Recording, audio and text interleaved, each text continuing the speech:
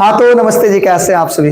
उम्मीद करते हैं अच्छे होंगे और अपने सपना को पूरा करने के लिए दिन रात मेहनत कर रहे होंगे। एक बार कमेंट बॉक्स में मुझे बताइएगा, क्या आप हमारी आवाज सुन पा रहे हैं। एक प्यारा सा कमेंट करके बताइएगा और साथ ही साथ इस क्लास को आप शेयर कर देना। क्यों कर देना, इसलिए भैया क्योंकि आज हम बिहार बोर्ड क्लास 10वां एग्जाम 2026 के लिए मैथिली में 350 मोस्ट बीबीआई ऑब्जेक्टिव देखने वाले हैं, जो आपके एग्जाम के लिए बहुत ही जरूरी है भैया, देखना ये। ठीक है, आज हम गद्य खंड का सारा ऑब्जेक्टिव यानी गद्य खंड का जो पूरे बुक का जो निचोड़ है ना, पूरा निचोड़ लेकर के आए हैं और आप सबका इस क्लास से बहुत ही फायदा होने वाला है भैया। आज का जो क्लास करेगा ना भैया, इस क्लास करने से आप सभी को बहुत ही ज्यादा फायदा होने वाला है। ऑब्जेक्टिव को तो आप ऑब्जेक्टिव को तो कहते हैं ना, फूक दोगे तो दिया आ जाएगा, ऐसा होने वाला है एग्जाम के टाइम में। ठीक है, हाँ शायद पूरा 350, एक कम नहीं होना चाहिए गुरुजी। कोशिश रहेगा भैया एक भी कम ना हो, बाद बाकी मेरे माइक के ऊपर डिपेंड करता है।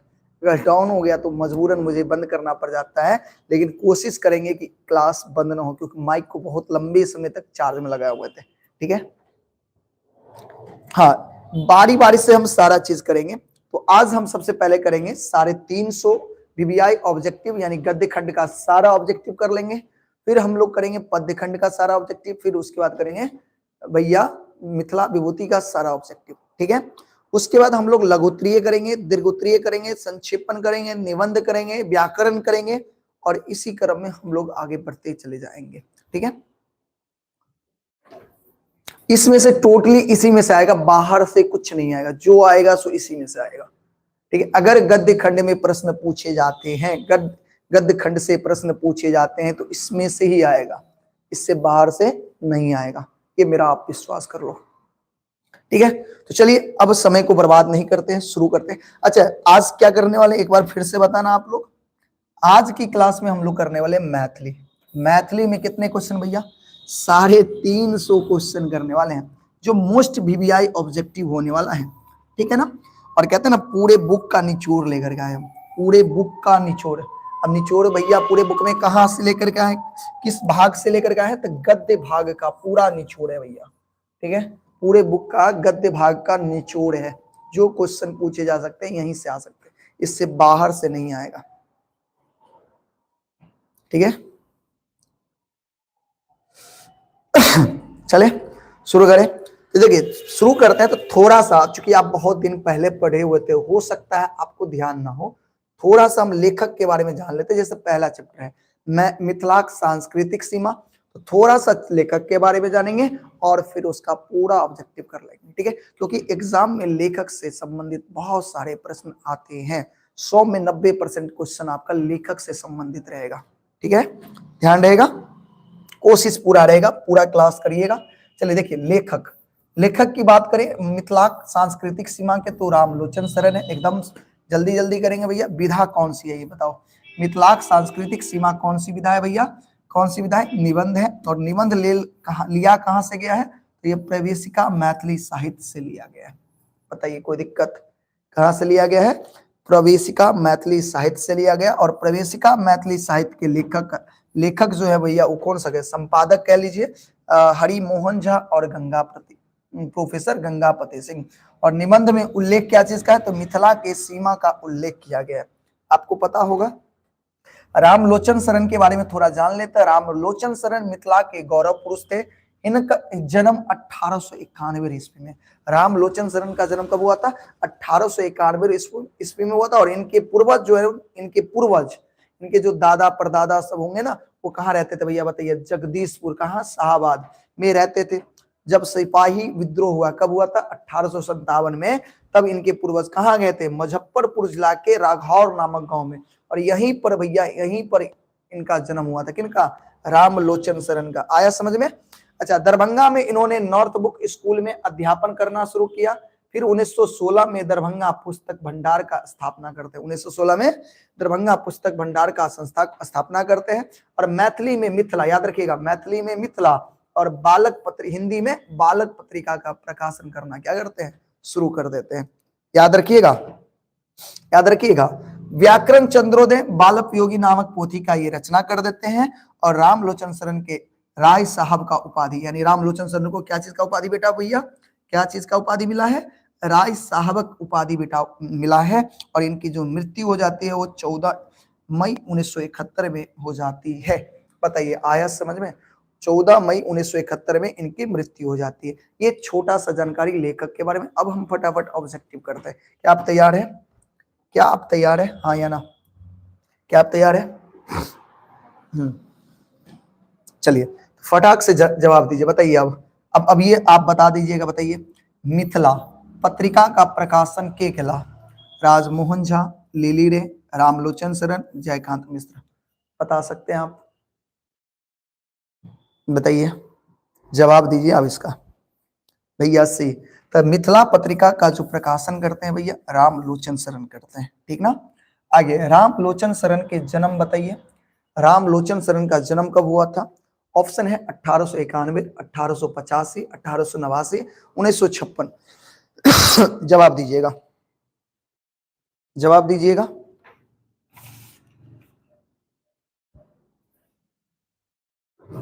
बताइए रामलोचन शरण। सचिन, सचिन, हाँ चलो गया लड़का। बताइए रामलोचन, बताइए। Very good, 1891। चलिए फटाफट करते हैं हम लोग। चंदा झा के अनुसार मिथिला के उत्तर में क्या? बताइए चंदा झा के अनुसार मिथिला के उत्तर में क्या है? बताइएगा जरा, मिथिला के उत्तर में बताइए। चंदा झा के अनुसार मिथिला के उत्तर में क्या है? तो हम कहेंगे मिथिला के उत्तर में हिमालय है। क्या है भैया?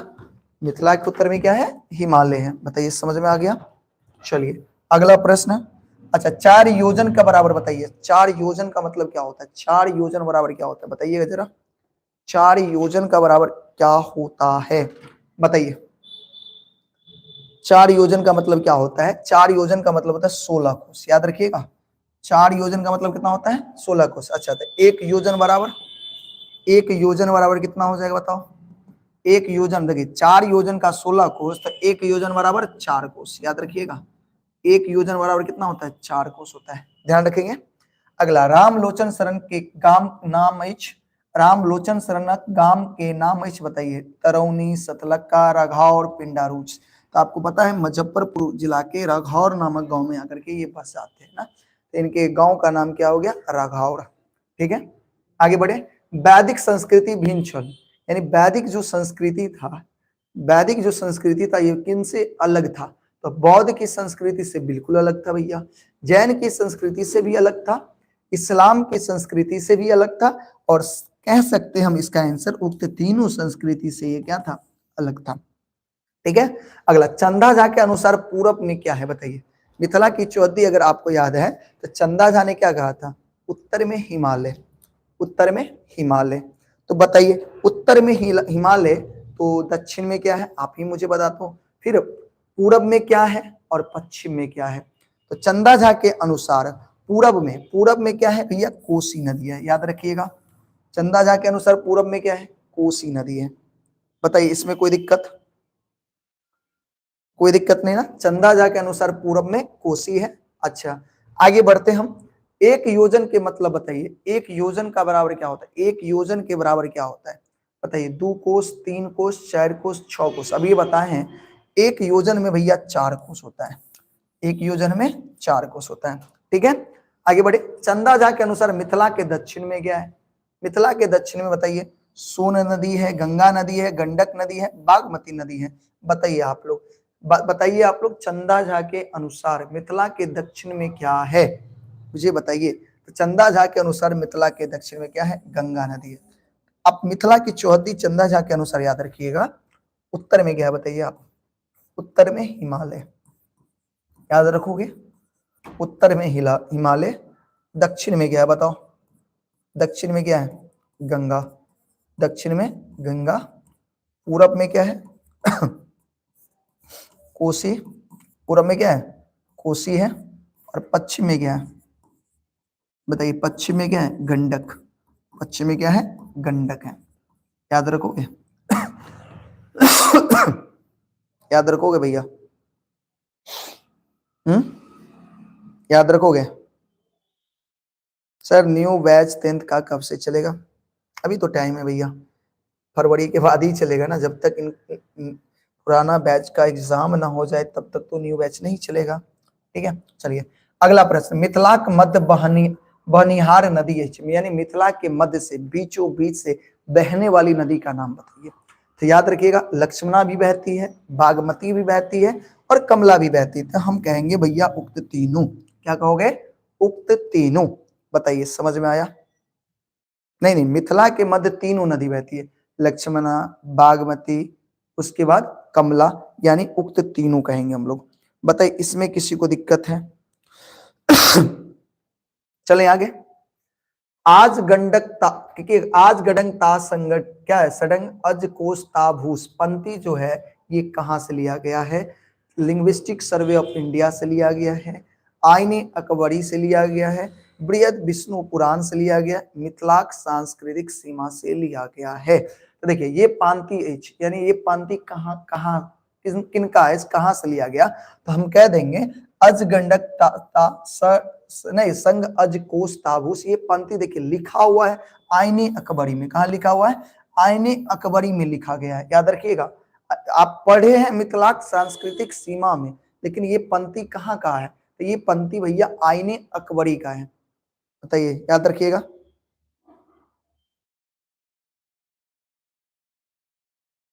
सर 10th वाले को पढ़ाएगा, मेरे को नहीं पढ़ाएगा, आपको भी पढ़ाएंगे, सबको पढ़ाएंगे भैया, हमारा काम है पढ़ाना, हमारे लिए सब का सबको पढ़ाना ही काम है ना। चलिए आगे बताइए, क्या है? रामलोचन शरण के कौन उपाधि भेटल? जल्दी बताइएगा। रामलोचन शरण के, राय साहब के, राय बहादुर के, ठाकुर के, कौन नहीं? तो हम कह सकते हैं भैया रामलोचन शरण को राय साहब के उपाधि भेटल छलिन। रामलोचन शरण के राय साहब के उपाधि भेटल छल। बताइए, समझ में आया? आ गया ना? आगे बढ़े। राजर्षि निमिक पुत्र मिथिर, आपको पता है कि राजर्षि निमि यानी एक राजा निमि थे, उनके बेटे का नाम क्या था? मिथि।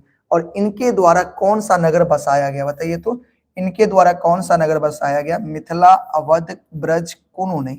भैया आपको याद होगा, इनके द्वारा भैया मिथिला जो नगरी है ना वो बसाया गया था, याद रखेंगे।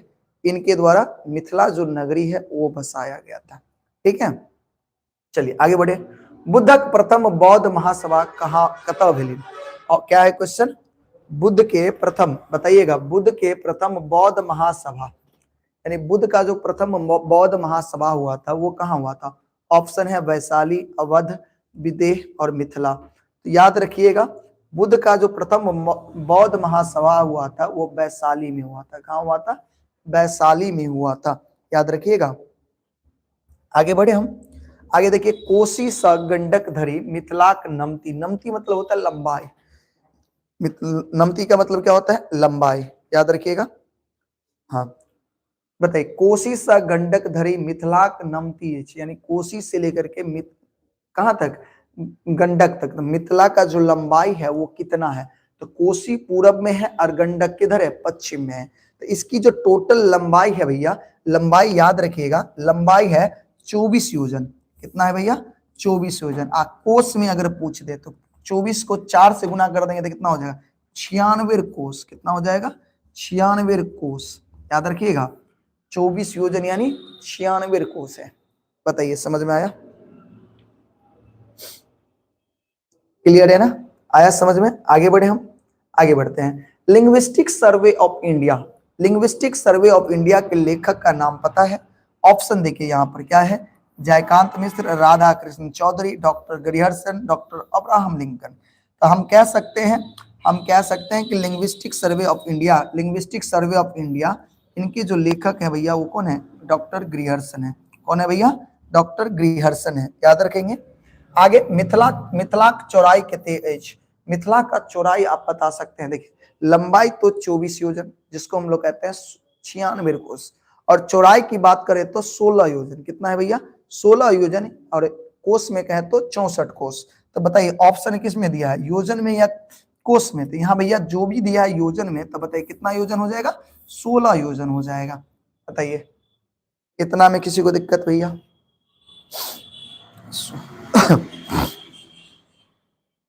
Very good. ठीक है, क्लास को पूरा करना है, बीच में छोड़ करके नहीं जाना है। आगे देखिए, मिथिला में कौन कौन गणराज्य चला। गणराज्य मतलब जो गणतंत्र था, जहां लोकतंत्र था, जहां पे राजा जो चुने जाते थे भैया वो जनता के मत से चुने जाते थे। तो मिथिला में आपको पता होगा 2 गणराज्य था। आप 2 गणराज्य का नाम बताओ। देखो ऑप्शन क्या है, विदेह है और लिच्छवी है, अवध है और लिच्छवी है, अवध है, वैशाली है, में से कौनों नहीं। तो आपको याद होगा कि मिथिला में 2 गणराज्य, एक का नाम विदेह और दूसरा का नाम क्या था, लिच्छवी था। बताइए समझ में आया। आगे बढ़े। दरभंगा में पुस्तक भंडार नामक संस्था के खोलने।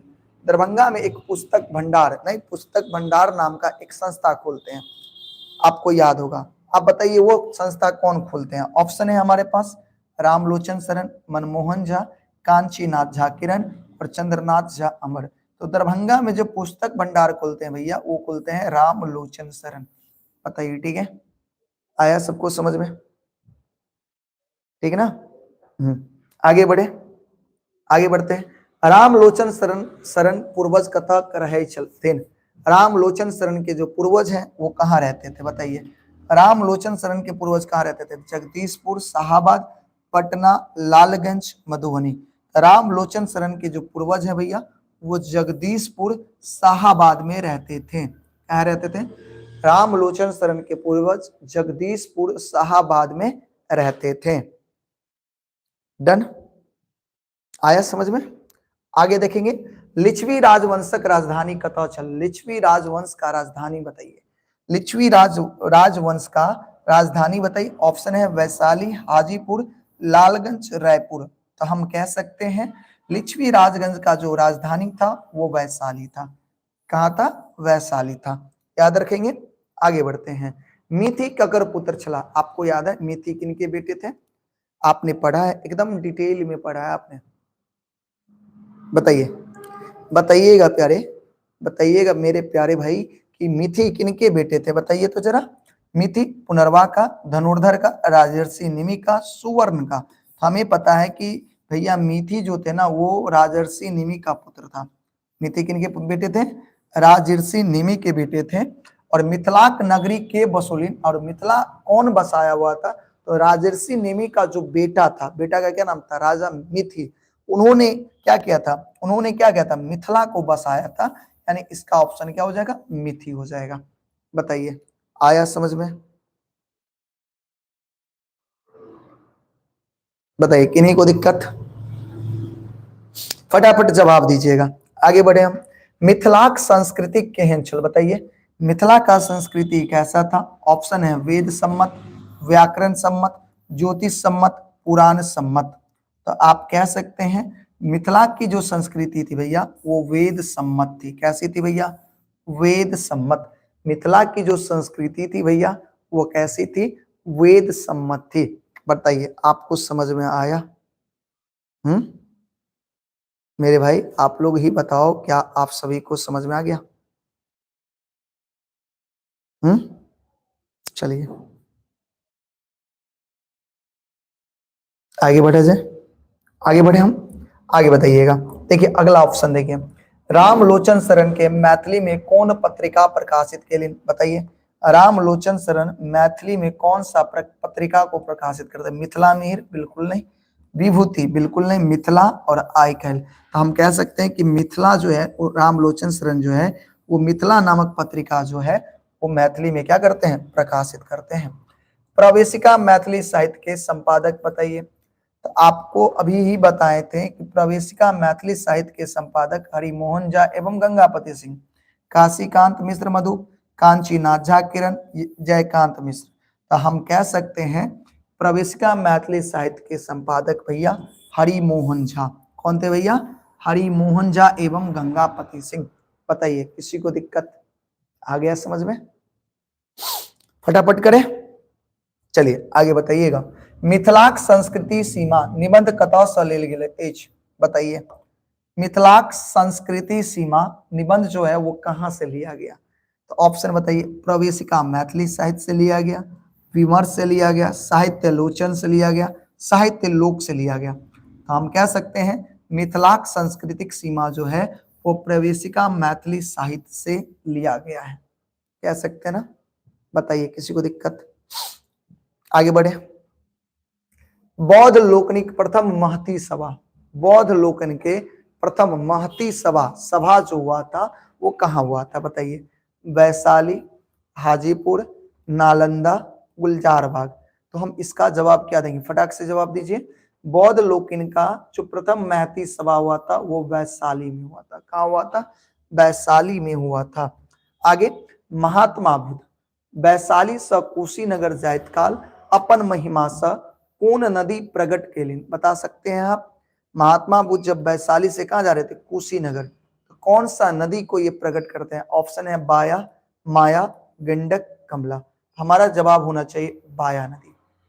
एक बताइए, समझ में आ गया? अगला देखिए, जैन धर्म के अंतिम तीर्थकर के छला।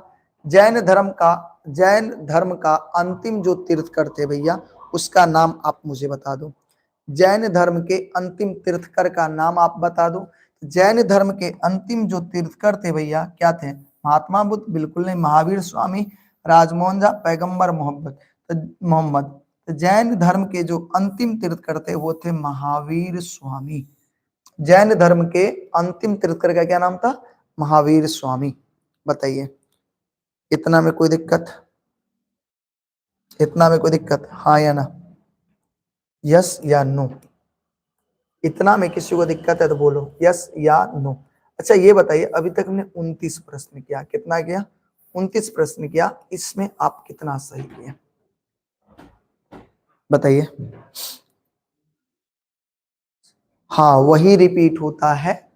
देखिए, जितना बन सकता है क्वेश्चन हम इसको अच्छे से रिवाइज कर ले तो इससे बाहर कुछ भी नहीं पूछे जाते हैं। ठीक है, चलिए आगे बढ़े। आगे बढ़े से आगे, व्याकरण चंद्रोदय नामक बाल उपयोगी पोथी के रचनाकार के क्षेत्र, जल्दी बताइए। पोथी के रचनाकार का नाम बताइएगा। रामलोचन शरण, दुर्गानाथ झा, शशिनाथ झा, कृष्णानंद झा। तो हम कहेंगे व्याकरण चंद्रोदय के जो लेखक थे वो कौन थे? रामलोचन शरण थे। कौन थे भैया? रामलोचन शरण थे। ठीक है, आगे, अशोक स्तंभ कहाँ है? नहीं, आप मॉडल पेपर में भी ये क्वेश्चन आया था कि अशोक स्तंभ आज भी विद्यमान। देखिए, पूछा जाता है घुमा फिरा के वैसे ही, तो सवाल को घुमाएगा लेकिन सवाल यही रहेगा। हो सकता है लौड़िया में क्या है, आप कह सकते हैं अशोक स्तंभ है भैया। तो क्वेश्चन को आंसर बना देगा, आंसर को क्वेश्चन बना देगा। अगर आप अच्छे पूरे कंसेप्ट के साथ अच्छे से क्वेश्चन करके जाते हो, एक भी क्वेश्चन नहीं होगा। हाँ, बस ऑप्शन रट, एक भी क्वेश्चन आपसे नहीं छूटेगा। हाँ, अगर बस आप क्वेश्चन रट करके जाते हो बहुत सारी समस्याओं का सामना करना पड़ेगा। ठीक है, तो ये नहीं होना चाहिए। तो अब मुझे बताओ अशोक स्तंभ कहाँ है? तो अशोक स्तंभ भैया लौड़िया में। कहाँ पे है? लौड़िया में है। डन ना? आगे बढ़े। आगे, गंगा से हिमालय धरे वन पर्यंत चक्राए। तो गंगा से जो हिमालय है वो क्या है? चौड़ाई है। और वो चौड़ाई कितनी है बताइए? 40। देखिए, कोस में दिया गया है। चौड़ाई जो है वो है 16 योजन। कितना योजन है? 16 योजन। अब इसको कोस में बदलिए आप। 16 योजन को जब कोस में बदलिए तो कितना से गुना करना पड़ेगा? 4 से। 16 चौका कितना हो जाएगा? 64 कोस। बताइए समझ में आया कि नहीं आया? 64 कोस। ऑप्शन है 40 कोस, 50 कोस, 64 कोस। देखिए ऑप्शन है ना 64 कोस। बताइए समझ गए? आगे देखिए, मिथिला के पूरब में कौन राज्य था? मिथिला के पूरब में कौन राज्य था? लिच्छवी, वैशाली, विदेह और अंग। आप मुझे बताइए मिथिला के पूरब में कौन राज्य था? तो मिथिला के पूरब में भैया, मिथिला के पूरब में विदेह राज्य। कौन राज्य? विदेह राज्य था। याद रखेंगे। आगे, मिथिला के पश्चिम में कौन राज्य था? तो मिथिला के पूरब में विदेह और पश्चिम में लिच्छवी। याद रखिएगा, पश्चिम में क्या था? लिच्छवी था। याद रहेगा। आगे बढ़े, मिथिला के गौरव पुरुष के छला। मिथिला के गौरव पुरुष आपको शुरू में ही बताए थे। मिथिला के गौरव पुरुष किसे कहा जाता है भैया? गौरव पुरुष क्या? उमाकांत झा को? बिल्कुल नहीं। लक्ष्मण झा, रामलोचन शरण, जयकांत मिश्र। तो मिथिला के गौरव पुरुष किसको कहते हैं? रामलोचन शरण को कहते हैं। क्या किसको कहते हैं भैया? रामलोचन शरण को कहते हैं। याद रखिएगा। आगे, दरभंगा में पुस्तक भंडार नामक संस्था कौन खोलते हैं बताइए जरा? दरभंगा में पुस्तक भंडार नामक संस्था, रामलोचन शरण, मनमोहन झा, कांचीनाथ झा किरण, चंद्रनाथ झा अमर। तो हम कहेंगे भैया दरभंगा में पुस्तक भंडार जो है वो रामलोचन शरण खोलते हैं, ठीक ना। आगे, रामलोचन शरण के पूर्वज कतऽ रहे छलथिन, बताइएगा। रामलोचन शरण के जो पूर्वज थे वो कहाँ रहते थे, तो रामलोचन शरण के पूर्वज रहते थे जगदीशपुर शाहाबाद में। कहाँ रहते थे, जगदीशपुर शाहाबाद में रहते थे। आगे, रामलोचन शरण मैथिली के कौन पत्रिका प्रकाशित केलिन, बता सकते हैं। रामलोचन शरण मैथिली के कौन सा ऐसा पत्रिका है जो प्रकाशित करते हैं, तो हम मिथिला में ही रहे, विभूति है, मिथिला है, आयकेल है, तो हम कहेंगे मिथिला। और हिंदी में भैया, हिंदी में भी करते हैं ना, बताइए, हिंदी में भी करते हैं वो प्रकाशित, तो हिंदी में क्या करते हैं बताइए, हिंदी में करते हैं बालक और मैथिली में मिथिला, याद रखिएगा।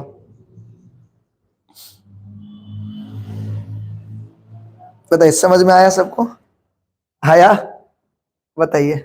आगे बढ़े, प्रवेशिका मैथिली साहित्य के संपादक के छले, बताओ जल्दी से। प्रवेशिका मैथिली साहित्य के संपादक का नाम बताइए। ऑप्शन देखिए, हरि मोहन झा एवं गंगापति सिंह, काशीकांत मिश्र मधुप है, कांचीनाथ झा किरण है और जयकांत मिश्र है। तो हम कह सकते हैं ना भैया कि प्रवेशिका मैथिली साहित्य के जो संपादक हैं वो कौन है, हरि मोहन झा एवं गंगापति सिंह, याद रखिएगा। चलिए, व्याकरण चंद्रोदय नामक बाल उपयोगी रचनाकार कौन है, तो व्याकरण चंद्रोदय के जो लेखक है भैया उनका नाम बताइए। ऑप्शन क्या है, रामलोचन शरण, दुर्गानाथ झा, श्री शशिनाथ झा, कृष्णानंद झा। तो हम कहेंगे भैया रामलोचन शरण, बताइए। आया ना समझ में, अच्छे से याद करके एग्जाम में जाना, एक भी क्वेश्चन नहीं छूटेगा। तो पहला चैप्टर का बहुत सारे क्वेश्चन हमने किया, 40 क्वेश्चन हमने देखा।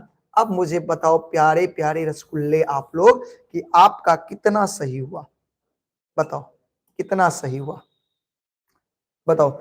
सब चीजें याद आ रही है ना, अच्छे से रिवीजन हो रही है सबका, या अभी भी कोई डाउट है, बोलो। क्या अब पहले चैप्टर से कोई भी प्रश्न पूछा जाएगा, पहले चैप्टर से कोई भी प्रश्न पूछा जाएगा तो जवाब दे दोगे ना, अब नहीं ना भटकोगे, गलत जवाब नहीं ना दोगे। क्लास को जो अच्छे से करेगा भैया, शुरू से अंत तक करेगा ना, मैं आपको कहता हूं, हमारी अगर आप सारी क्लास करते हो तो अभी हम मैथिली का क्लास लेते हैं ना, मैं आपको ये गारंटी देता हूं कि आप 100 में 100 लेकर के आओगे। हाँ, बशर्ते हमारी क्लास को अच्छे से करके जाओगे। तो ये खुरपी छुआ बोइन हुआ वाला अगर रहेगा इशू तो फिर दिक्कत है भैया। ये आओगे 5 मिनट देखोगे चले जाओगे तो इससे नुकसान होगा, इससे तुम अच्छे नंबर नहीं ला सकते। कभी बहुत बच्चा सोचता है कि भैया का नोट्स मिल गया था, अरे बजाय जय, नोट्स से कुछ नहीं होता। नोट्स से तुम क्या करोगे, लिख लोगे, उससे क्या होगा, कुछ नहीं होगा। नोट्स को समझना पड़ेगा, समझने के लिए भैया आपको क्लास करना पड़ेगा, ठीक है। बहुत सारे बच्चे ना ऐसा करते हैं, ठीक है। बहुत सारे बच्चे सिर्फ नोट्स के लिए मार करते, भैया नोट्स दे दो, नोट्स दे दो। अरे नोट्स की कोई आवश्यकता नहीं होगी, आप ढंग से क्लास कर लो ना, दिमाग में घुसा देंगे, दिमाग में ऐसा सेट कर देंगे कि नोट्स की आवश्यकता नहीं पड़ेगी आपको, लेकिन करोगे तब तो। हाँ, चैप्टर बाय चैप्टर करके अभी बता रहे हैं, फिर बिना चैप्टर का भी बताएंगे, पहले चैप्टर बाय चैप्टर कर लेते हैं हम लोग, ठीक है।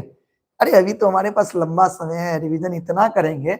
मैं आपको ना एक फिक्स है, अब मैं आपको ऐसे समझो गारंटी दे रहा हूं, आप 2 घंटा नहीं लगेगा आपको पूरा मैथिली बनाने में। मुश्किल से मुझे लगता है अगर आप ढंग से मेरा क्लास करके जाओ तो 1.5 घंटा इनफ है। 1.5 घंटा बहुत ज्यादा है मैथिली बनाने में, पूरा मैथिली का A to Z बनाने में, ऑब्जेक्टिव सब्जेक्टिव बनाने में 1.5 घंटा काफी भी है। 1.5 घंटा में बना करके सो जाओगे, ये मैं आपको विश्वास दिला सकता हूँ, इतना अगर ढंग से क्लास करके जाओगे तो, ठीक है। अब जो नहीं बात मानोगे उसको क्या कह सकते हैं हम।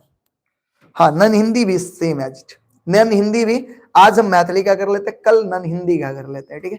आज मैथिली का करते हैं, कल नन हिंदी का करेंगे, फिर मैथिली का करेंगे। मैथ सबका भी लेकर के आएंगे। थोड़ा सा हम दूसरे चैप्टर के बारे में जाने, लेखक, ज्यादा चैप्टर का तो लेखक के बारे में नहीं लाए हैं क्योंकि इस समय का अभाव तक, क्लास का टाइम हो गया था, कर नहीं पाए थे यार। फिर भी मैंने कुछ चैप्टर का लाया है, ठीक है। अब मान लो जैसे दूसरा चैप्टर है, मान लो क्या नाम है भैया, भोला लाल दास लेखक के नाम है, ठीक है। अच्छा, जन्म कहाँ हुआ था? दरभंगा जिला कसरोड़ गांव में हुआ था और पिता का नाम था चुआलाल। पिता का क्या नाम था? चुआलाल। अच्छा, ये किस चैप्टर की हम बात कर रहे हैं कि भोला लाल दास ने कौन सा चैप्टर लिखा है भैया? राष्ट्रभाषा ओ मातृभाषा। राष्ट्रभाषा ओ मातृभाषा के लेखक हैं ये। ओ मातृभाषा आपने पढ़ा है, अच्छे से पढ़ा है ना? मातृभाषा, राष्ट्रभाषा ओ मातृभाषा के लेखक। इनके पिता का नाम क्या था? चुआलाल। जन्म हुआ था दरभंगा जिला में एक कसरोर नामक गांव है और इनकी माता का नाम था सकलवती। याद रखिएगा। पढ़ाई लिखाई कहाँ करते हैं? सहरसा में, महिषी में। ये इनका नानी गांव था। महिषी क्या था? नानी गांव था। पढ़ाई लिखाई की बात करें तो बीए करते हैं टीएनबी कॉलेज भागलपुर से और एलएलबी भी करते हैं इलाहाबाद के लॉ कॉलेज से। वकालती शुरू कर देते हैं। ये बहुत वीवीआई क्वेश्चन बनता है कि वकालती कब से शुरू करते हैं? तो 1925 ईस्वी में। कहां से शुरू करते हैं? लहरियासराय से। और इनकी जो मृत्यु होता है भैया 1977 में हो जाता है। ठीक है, 1897 में तो जन्म होता है और 1977 में इनकी मृत्यु हो जाती है। याद रखिएगा। अच्छा, भोला लाल दास के कुछ रचना है जो आपको ध्यान रखना है। प्रबोध व्याकरण, सुबोध व्याकरण, सरल व्याकरण, गद्य, कुसुमांजलि, बहुत वीवीआई है ये भैया, ये बहुत बार पूछे जाते हैं। मिथिला संघ संपादन भारती मासिक पत्रिका ये सब संपादन करते हैं। इनको बहुत सारा पुरस्कार मिलता है। क्या मिलता है? पुरस्कार। जैसे विद्या रत्न मिलता है किसके द्वारा? मिथिला साहित्य संस्कृति संस्थान दरभंगा के द्वारा। मिथिला सरोज बहुत महत्वपूर्ण है, पटना के चित्रगुप्त सभा के द्वारा। और मिथिला विभूति जो है वो संकल्प लोक लहरियासराय के द्वारा। और ताम्र पत्र मिलता है बिहार सरकार राष्ट्र भाषा परिषद के द्वारा। बताइए आया? तो ये पुरस्कार का नाम याद रखेंगे। अब चले ऑब्जेक्टिव में। आइए 41 नंबर ऑब्जेक्टिव की बात करें तो बताइए भोला लाल दास का मातृभाषा बता सकते हैं आप? भोला लाल दास की मातृभाषा, चूंकि वो मैथिल थे तो क्या होगा? मैथिली। क्या होगा? मैथिली। तो भोला लाल दास का मातृभाषा क्या था? बताइए आप लोग। मैथिली था। अगला, मिथिला के मुख्य भाषा क्या है? आप बता दो, मुझे ये बताना ना पड़े, ये जवाब देना ना पड़े। बताइए मिथिला का मुख्य भाषा क्या है? ये गूंगा भी बोल देगा। कौन बोल देगा? गूंगा भी बता देगा कि मैथिली का, मिथिला का जो मातृभाषा है वो क्या है? मैथिली है। अगला, भोला लाल दास प्रमुख रचना बताइए। भोला लाल दास के प्रमुख रचना का नाम बताइए आप जरा। तो भोला लाल दास के प्रमुख रचना का नाम व्याकरण प्रबोध, सुबोध व्याकरण, सरल व्याकरण। तो यह सारा इन्होंने लिखा था। हम कहेंगे उक्त तीनों व्याकरण। ठीक है ना? भोला लाल दास का रचना का नाम बताइए जरा। भोला लाल दास ने कौन सी रचना की है निम्न में से? क्या राष्ट्रभाषा वो मातृभाषा है, भोजन है, चंद्रमुखी है, पर्यावरण है? तो हम कहेंगे भोला लाल दास ने किसका किया है? किसका किया है? राष्ट्रभाषा ओ मातृभाषा का किया है। बताइए आया समझ में? आया? अच्छे से आया? चले आगे देखते हैं। राष्ट्रभाषा ओ मातृभाषा साहित्यक विधा अंतर्गत अविच्छेद। बताइएगा जरा, राष्ट्रभाषा ओ मातृभाषा साहित्यक विधा किसके अंतर्गत आते हैं? तो हम कहेंगे रिपोर्टार्ज के अंतर्गत, निबंध के अंतर्गत, एकांकी के अंतर्गत, कथा के अंतर्गत। तो भैया मेरा जवाब क्या होना चाहिए कि राष्ट्रभाषा ओ मातृभाषा जो है वो आप ही मुझे बता दो क्या होना चाहिए। ये भैया निबंध है। क्या है भैया? ये कौन सी विधा है? निबंध है। बताइए समझ में आ गया? आगे देखिए, भोला लाल दास के वृत्ति, वृत्ति बता सकते हैं? अच्छा, ये लहरियासराय से काम क्या करना शुरू करते हैं? लहरियासराय से ये वकालती करना शुरू करते हैं। यानी वृत्ति का मतलब होता है काम। भैया वो क्या काम करते थे? तो हम कहेंगे काम कहेंगे भैया वो वकालती करते थे। क्या करते थे? वकालती करते थे। बताइए आया? आगे देखिए हम, समस्त भारत के एक सूत्र में बांधने वाला भाषा बताइए। ऐसा कौन सा भाषा है जो पूरे भारत को एक सूत्र में बांध देता है? क्या वो भोजपुरी है? बिल्कुल नहीं है। क्या मैथिली है? बिल्कुल नहीं है। आप पश्चिम भारत में चल जाओ, दक्षिण भारत में चल जाओ, आप दक्षिण भारत में चल जाओ, ठीक है, तो उधर लोग मैथिली नहीं जानते हैं। हिंदी पूरे भारत में जाना जाता है। नहीं तो हिंदी एक ऐसा भाषा है जो पूरे भारत को एक सूत्र में बांधने का क्या करता है? काम करता है। बताइए समझ में आया? आया ना? हिंदी हर कोई लगभग जानता है। आगे बढ़े, गद्य कुसुमांजलि के संपादन किसने किया है? बताइए, गद्य कुसुमांजलि के संपादित कुसुमांजलि संपादित भोला लाल दास के द्वारा, लाल दास के द्वारा, रघुवर दास के द्वारा, उक्त किनको ने? तो हम कह सकते हैं गद्य कुसुमांजलि के जो संपादन किए हुए हैं भैया वो किए हैं भोला लाल दास। ठीक ना? व्याकरण प्रबोध, व्याकरण सुबोध, सरल व्याकरण, इन सब के लेखक कौन है? भोलालाल दास, जयकांत, राजमोहन झा, दिनेश्वर लाल आनंद। तो आपका जवाब होना चाहिए, इनके लेखक है भैया भोलालाल दास। बताइए, समझ गए? आगे बढ़े। महात्मा गांधी के मातृभाषा का नाम बताइए। महात्मा गांधी के मातृभाषा का नाम बता सकते हैं आप? देखते हैं किन को पता है, जल्दी से कमेंट। जो इसका जवाब दे देगा उसको मेरे तरफ से प्यारा सा पुरस्कार। बताओ, महात्मा गांधी के मातृभाषा। सी। अरे भैया भैया भैया भैया, बताओ, इतना अच्छा बच्चा सब है, हमको बहुत खुशी मिलता है। पता है, जब आप लोग जवाब देते हो ना तो हमें बहुत खुशी मिलता है। मुझे लगता है कि हमने जो आपको पढ़ाया ना सब आपको समझ में आता है। आपके जवाब सुनकर मुझे, मेरे दिल को ना तसल्ली मिलता है। जब आप सही जवाब देते हो बहुत खुशी मिलती है। ज्यादा किस चैप्टर से सवाल पूछा जाता है? ज्यादा देखो, लगभग का एवरेज अच्छा खासा रहता है। पहला चैप्टर से भी पूछे जाते हैं अच्छे खासे। फिर उसके बाद आपका जो स्वतंत्रता संग्राम वाला है भैया, उससे बहुत ज्यादा क्वेश्चन पूछे जाते हैं। उसके बाद भैया भीमराव अंबेडकर से भी बहुत ज्यादा सवाल पूछे जाते हैं। ठीक है, ये 3 चैप्टर गद्य करने में बहुत बीबीआई होते हैं। भोजन नामक चैप्टर से भी अच्छे खासे प्रश्न पूछे जाते हैं। ठीक है, बड़े बड़े भैया। अच्छा, पाठ्यांश में राष्ट्रभाषा और मातृभाषा क्या है बताइए आप? बताइए, क्या ये कथा है, एकांकी है, निबंध है, समीक्षा? तो हमने अभी बताया कि भैया ये निबंध है। राष्ट्रभाषा और मातृभाषा वो क्या है भैया? अभी ही हमने बात किया, ये निबंध है। आगे की बात करें तो इंग्लैंड की राष्ट्रभाषा और मातृभाषा क्या है बताइए?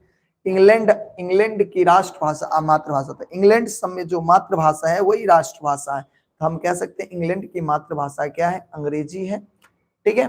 अच्छा, फ्रांस देश की राष्ट्रभाषा और मातृभाषा क्या है? ऑप्शन है फ्रेंच, अंग्रेजी, जर्मन और उर्दू। हम कह सकते हैं ना कि फ्रेंच जो है भैया, फ्रांस जो है उसकी मातृभाषा क्या है? मातृभाषा और राष्ट्रभाषा क्या है? फ्रेंच है। राष्ट्रभाषा और मातृभाषा के लेखक बताइएगा। राष्ट्रभाषा और मातृभाषा के लेखक देखिए 2017 में पूछा है, 23 में भी पूछा है। तो ये प्रश्न आपके एग्जाम में आ सकते हैं। क्वेश्चन बैंक से बहुत सारे प्रश्न आते हैं। यानी हम सॉरी क्या हो जाएंगे इसके आंसर? भोलालाल दास। क्या हो जाएंगे? भोलालाल दास। यानी क्वेश्चन बैंक यानी प्रीवियस ईयर्स का क्वेश्चन पूछा जाता है। आप लोग 21 से लेकर के 25 तक का, खास करके 25 नहीं भी करोगे तो 24 तक, 21, 22, 23, 24 दोनों सेटिंग का क्वेश्चन A to Z करके जाओ, कोई भी विषय में अच्छे खासे नंबर उठा लोगे। ठीक है। जो बिल्कुल नहीं पढ़ा है ना भैया, जो चाहता है सिर्फ पास होना, तो वो 2021, 2022, 2023, 2024 का जितना सारा क्वेश्चन है, चाहे वो मैथ का हो, साइंस का हो, सोशल साइंस का हो, अच्छे से करके जाओ। एक भी क्वेश्चन, तो मैंने एक भी क्वेश्चन नहीं कह सकते, चूंकि आपने कुछ नहीं पढ़ा है तो फिर दिक्कतें हैं, लेकिन आप अच्छे खासे नंबर ले आओगे। अच्छे खासे नंबर लाने का मतलब 300 प्लस नंबर तो ले ही आओगे, अगर 21, 22, 23, 24 के सारे प्रश्न अच्छे से करके जाते हो आप तो। ठीक है ना? तो क्वेश्चन बैंक का बहुत बड़ी भूमिका होता है आपके बोर्ड एग्जाम में। समझ गए ना?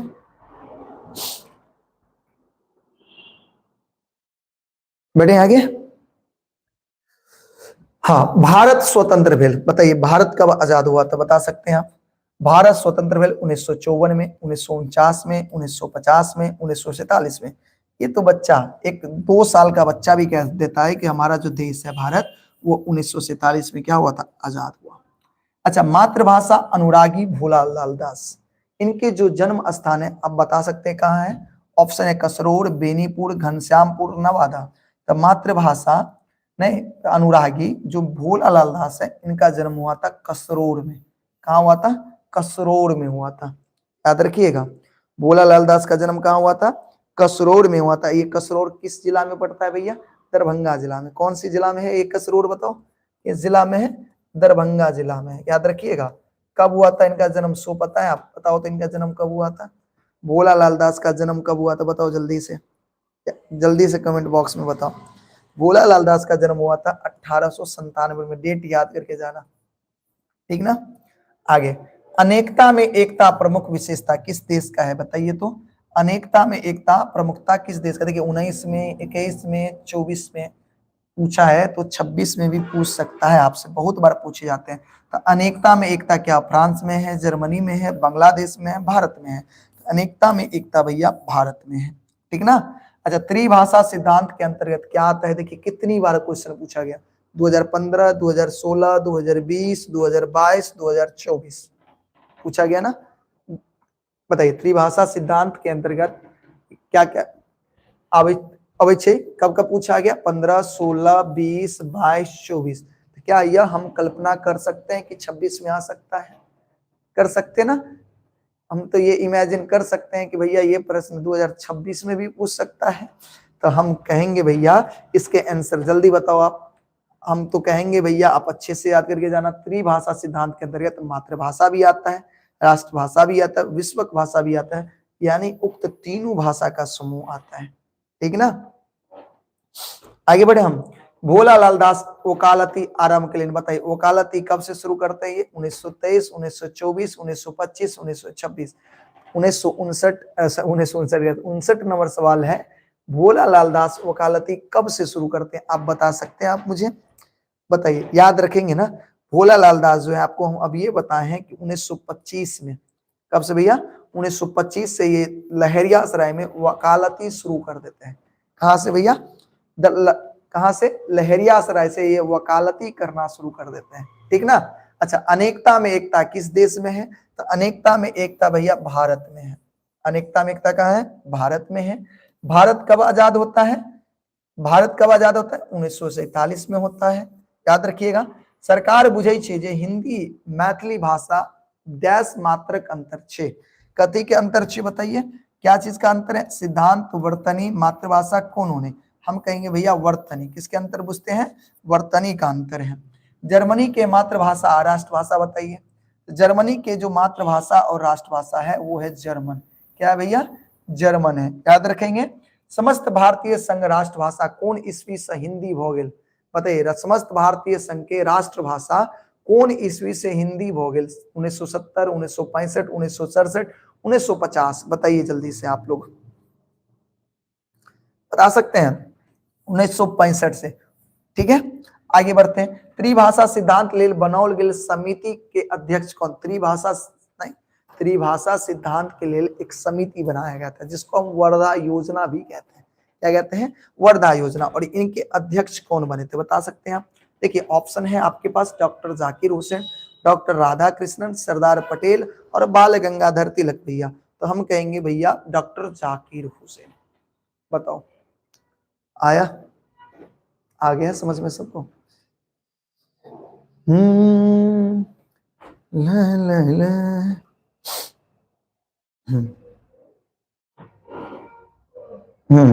बढ़े आगे, आगे बढ़िए। आगे, इंग्लैंड के मातृभाषा और राष्ट्रभाषा क्या है आप बता सकते हैं, इंग्लैंड के मातृभाषा और राष्ट्रभाषा बताइए। इंग्लैंड का अंग्रेजी हमने अच्छे से पढ़ा है, कौन है भैया, अंग्रेजी। आगे बढ़े, फ्रांस देश तक मातृभाषा और राष्ट्रभाषा बताइए, तो फ्रेंच हमने पढ़ा है अच्छे से। आगे बढ़ते हैं, महात्मा गांधी के मातृभाषा, अब ये पढ़े हैं गुजराती, कौन है भैया, गुजराती है। आगे बढ़ते हैं, राष्ट्रभाषा वो मातृभाषा निबंध किनका है भैया, तो भैया भोला लाल दास, उमेश मिश्र, सोहन भारद्वाज, सुधीर कुमार मिश्र। हम कहेंगे भैया भोला लाल दास का है, किनका है, भोला लाल दास का है। भोला लाल दास का वृत्ति बताइए, भोला लाल दास का वृत्ति बताइए, तो भोला लाल दास क्या करते थे, वकालती करते थे, क्या करते थे, वकालती करते थे। भोला लाल दास के पिता का नाम बता सकते हैं, ये आपके ऊपर छोड़ देते हैं, भोला लाल दास के पिता का नाम आप बताइए जल्दी से कमेंट बॉक्स में, और कमेंट बॉक्स में जल्दी से बताइए भैया भोला लाल दास का नाम।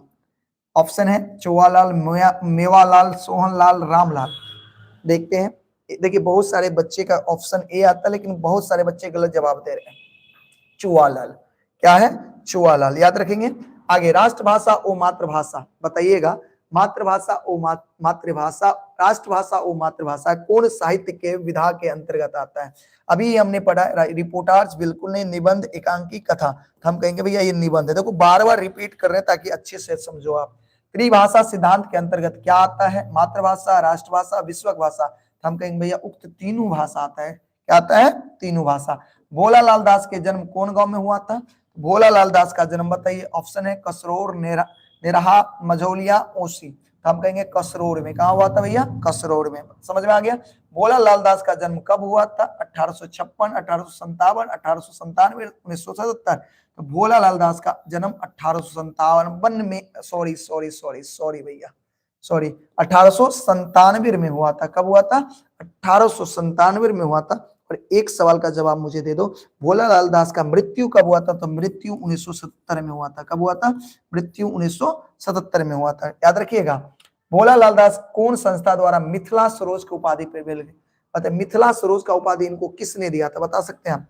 ऑप्शन है चेतना समिति, पटना चित्रगुप्त सभा, अरिपन, संकल्प लोक। तो हम कह देंगे भैया, हम कह देंगे कि भोला लाल दास को मिथिला सरोज की जो उपाधि भेटा था, मिथिला सरोज की जो उपाधि भेटा था, किसके द्वारा? संकल्प लोक। बताइए तो, संकल्प लोक नहीं, संकल्प लोक के द्वारा मिला था? बताइए जरा, संकल्प लोक एक बार चेक कर लें जरा, एक बार अच्छे से हम थोड़ा सा रिपीट कर ले। संकल्प लोक था ना? देखो तो, हाँ, मिथिला सरोज चित्रगुप्त, पटनाक चित्रगुप्त सभा, किसके द्वारा मिला था? पटनाक चित्रगुप्त सभा के द्वारा मिला था। मिथिला सरोज की उपाधि, मिथिला सरोज की उपाधि बताइए? पटनाक चित्रगुप्त सभा के द्वारा मिला था। डी नहीं होगा, बी। देखिए हमने अभी पढ़ा है, हमने इसलिए तो थोड़ा सा रिवीजन करवा दिया आपको, थोड़ा सा मैंने क्या कर दिया? आपको रिवीजन करवा दिया। देख लो, देखो, मिथिला सरोज, पटनाक चित्रगुप्त सभा, याद रखो। ताम्रपत्र बिहार राष्ट्र, मिथिला विभूति मिला था संकल्प लोक लहरिया सराय के द्वारा। ठीक है, बढ़े आगे, चलिए।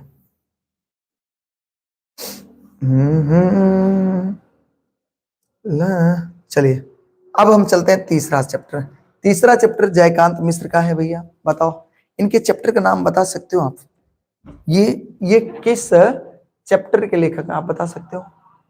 बताओ चैप्टर का नाम बताओ। लेखक का नाम है जयकांत मिश्र। अब बताओ चैप्टर का नाम बताओ।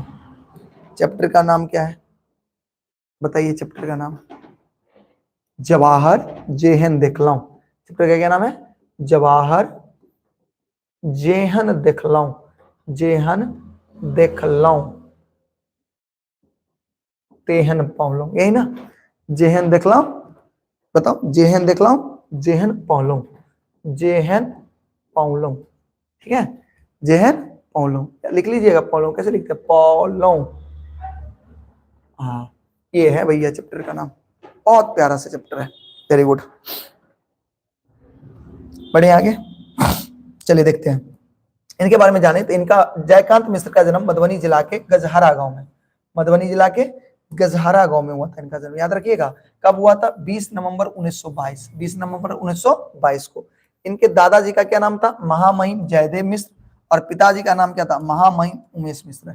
ये दोनों इनके दादाजी और पिताजी, और दोनों के दोनों भी लेखक थे। ये दोनों भी क्या है? लेखक है, ध्यान रखिएगा। शिक्षा की बात करें 1943 में अंग्रेजी में क्या करते हैं? एमए प्रयागराज विश्वविद्यालय से करते हैं।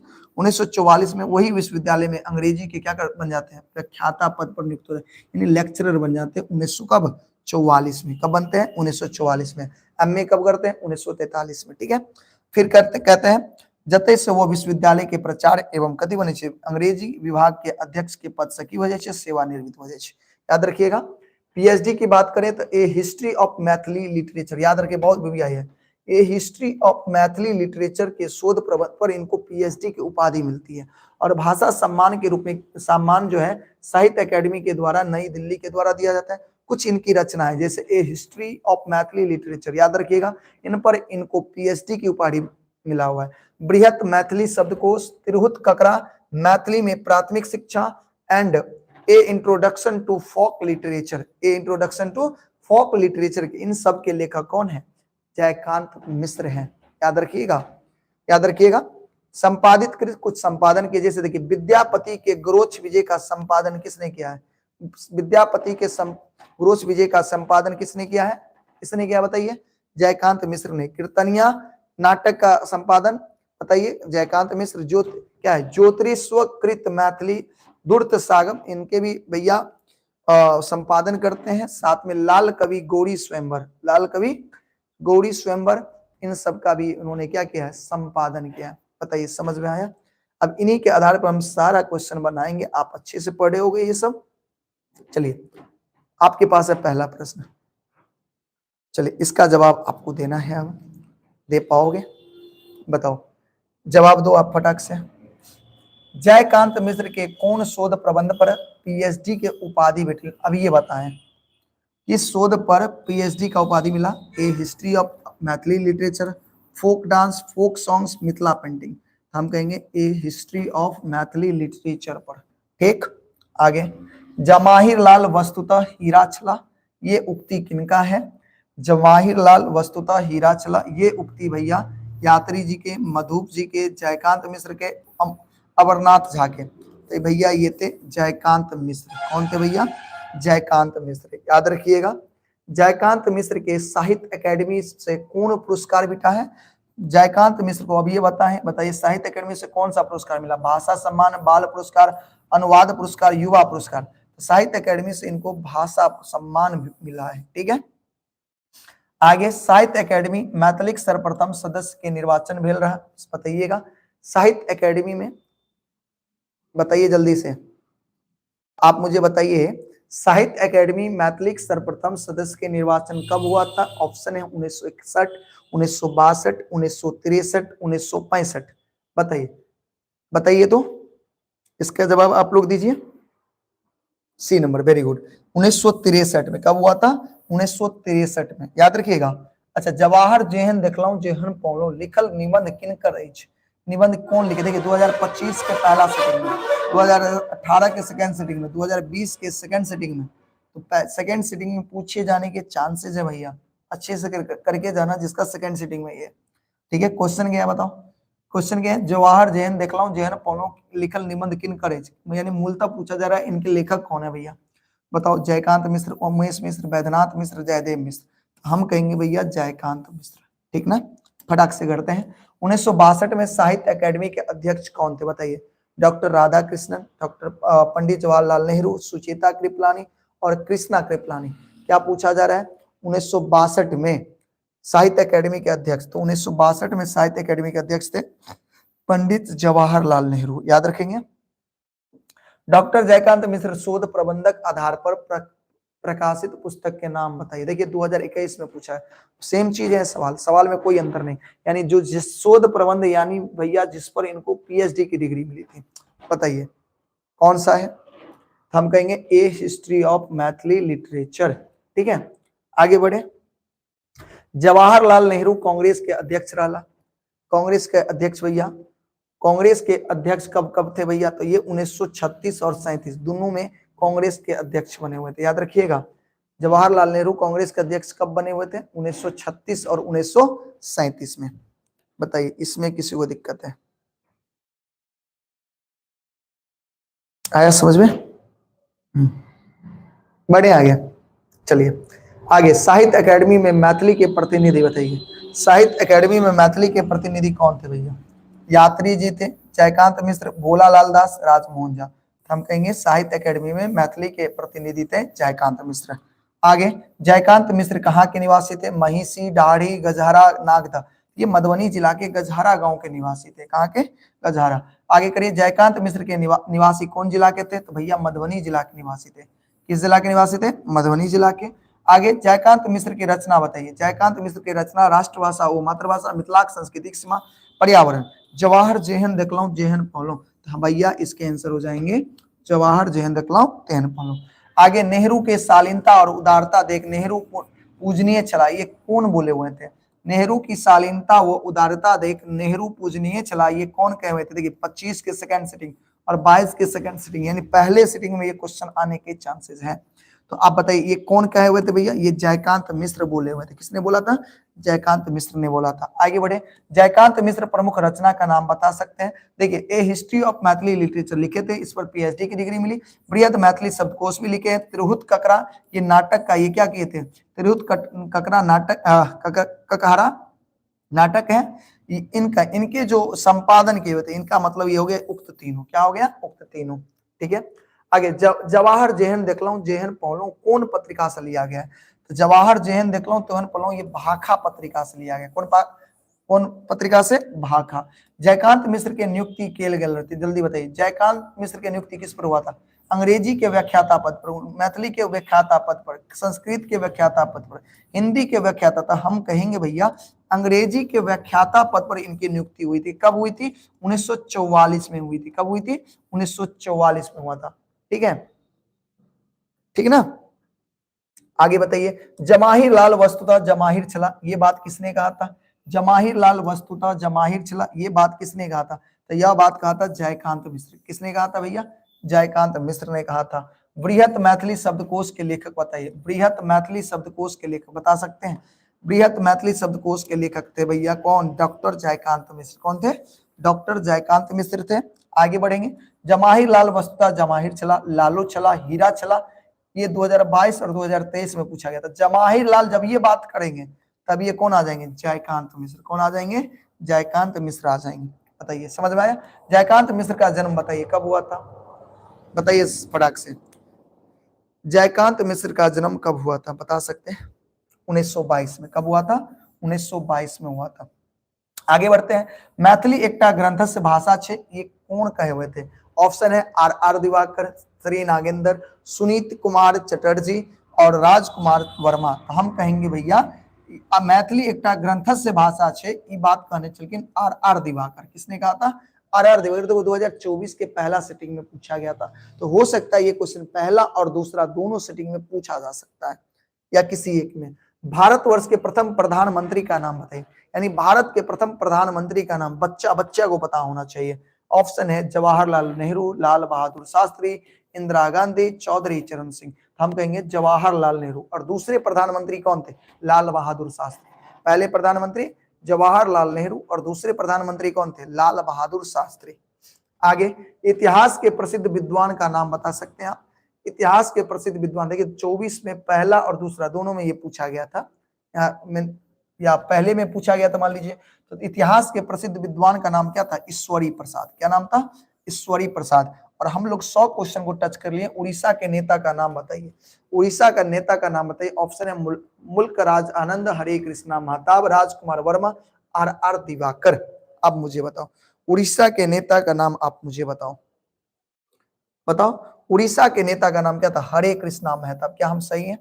उड़ीसा के नेता का नाम क्या था? हरे कृष्णा महताब। बताइए।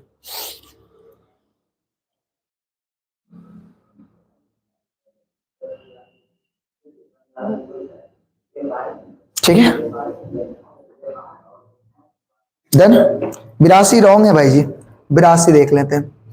82 हो जाता होगा मे भी, एक आध क्वेश्चन गलती से। 1962 में साहित्य अकेडमी के अध्यक्ष के चला, सही तो है? अध्यक्ष की बात कर रहे हैं, तो अध्यक्ष वही होते थे जो देश का प्रधानमंत्री हुआ करते थे। तो बताइए 1962 में, आप ही लोग बताइए कौन होंगे भैया? आप ही लोग बताओ कौन होंगे?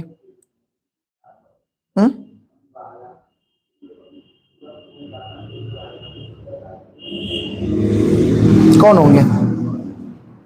हिमांशु भैया कौन होंगे आप बताओ ना, आपने बोला ये गलत है, तो आप बताओ कौन होंगे? राइट है ना? हाँ सही है, जो देश के प्रधानमंत्री होंगे वही रहते हैं। ठीक है, तो सही था भैया, बहुत आगे भागेगा। ओ भाई भाई भाई भाई भाई भाई भाई भाई, भाई आ जाओ पीछे आ जाओ, पीछे पीछे भैया आ जाओ। कहाँ चला गया?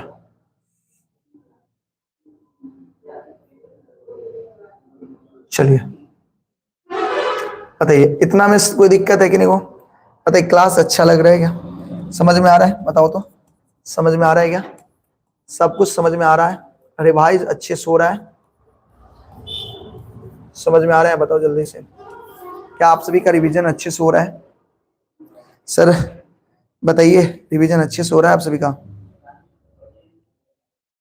हाँ भैया, चलिए। मैथिली का सिलेबस कंप्लीट नहीं है तो आप कंप्लीट कर लो मेरे भाई, समय नहीं है अब आपके पास। ठीक है, चलो आगे चलते हैं। अब बताइए, प्रयागराज, प्रयागराज के अखिल भारतीय मैथिली साहित्य समिति द्वारा 10टा दुर्लभ प्राचीन पोथी प्रकाशित केल छल। बताइए 10 गो दुर्लभ, याद रखिएगा, यहाँ से 2 गो क्वेश्चन बनेगा। प्रयागराज अखिल भारतीय मैथिली साहित्य द्वारा कितने प्राचीन पोथी को प्रकाशित किया गया था? 10टा। क्या को? 10टा। अब दूसरा क्वेश्चन है कब किया गया था भैया? अब अगला क्वेश्चन क्या है बताइए आप लोग? अगला क्वेश्चन क्या है? कब किया गया था? बता सकते हो कब किया गया था? बताओ जल्दी से भैया। 1961 में किया गया था। कब किया गया था? 1961 में। अच्छे से याद करके जाओ। अगला, ए हिस्ट्री ऑफ मैथिली लिटरेचर की पोथी के लेखक भैया, इनकी चर्चा अगर किसी की भी चर्चा हुई है तो इनकी चर्चा सबसे अधिक हुई है।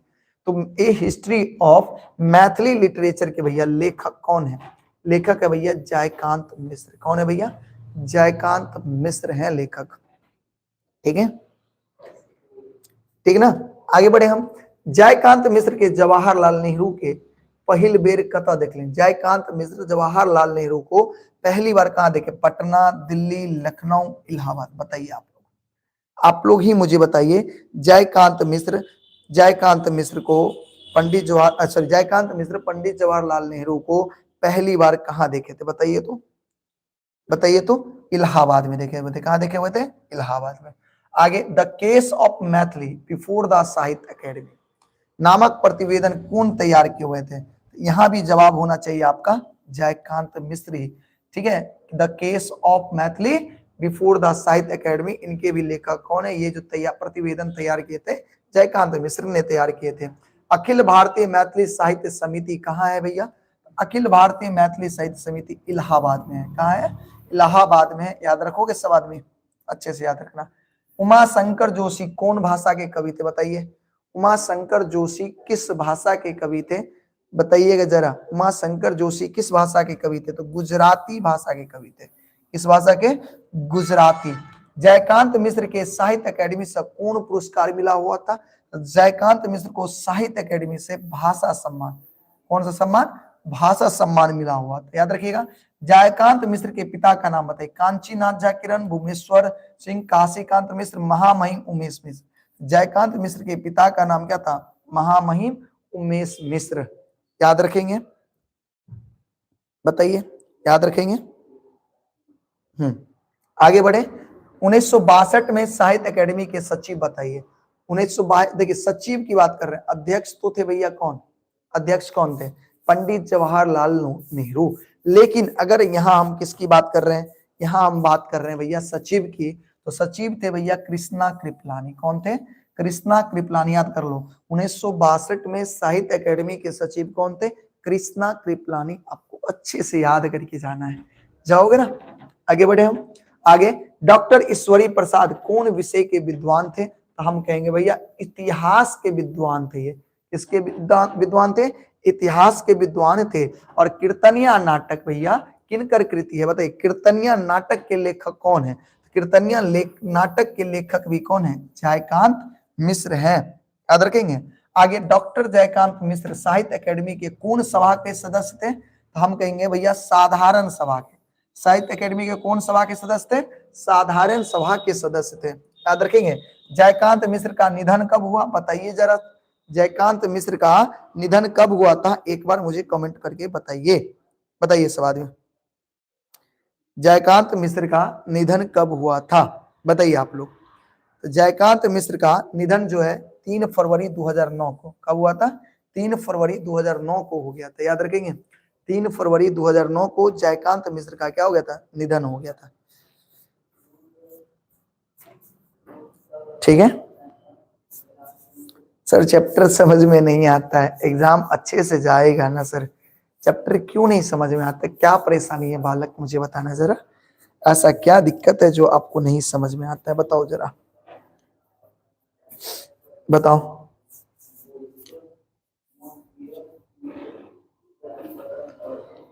शिवम कह रहा है कि भैया मैंने ही इनको टपकाया था।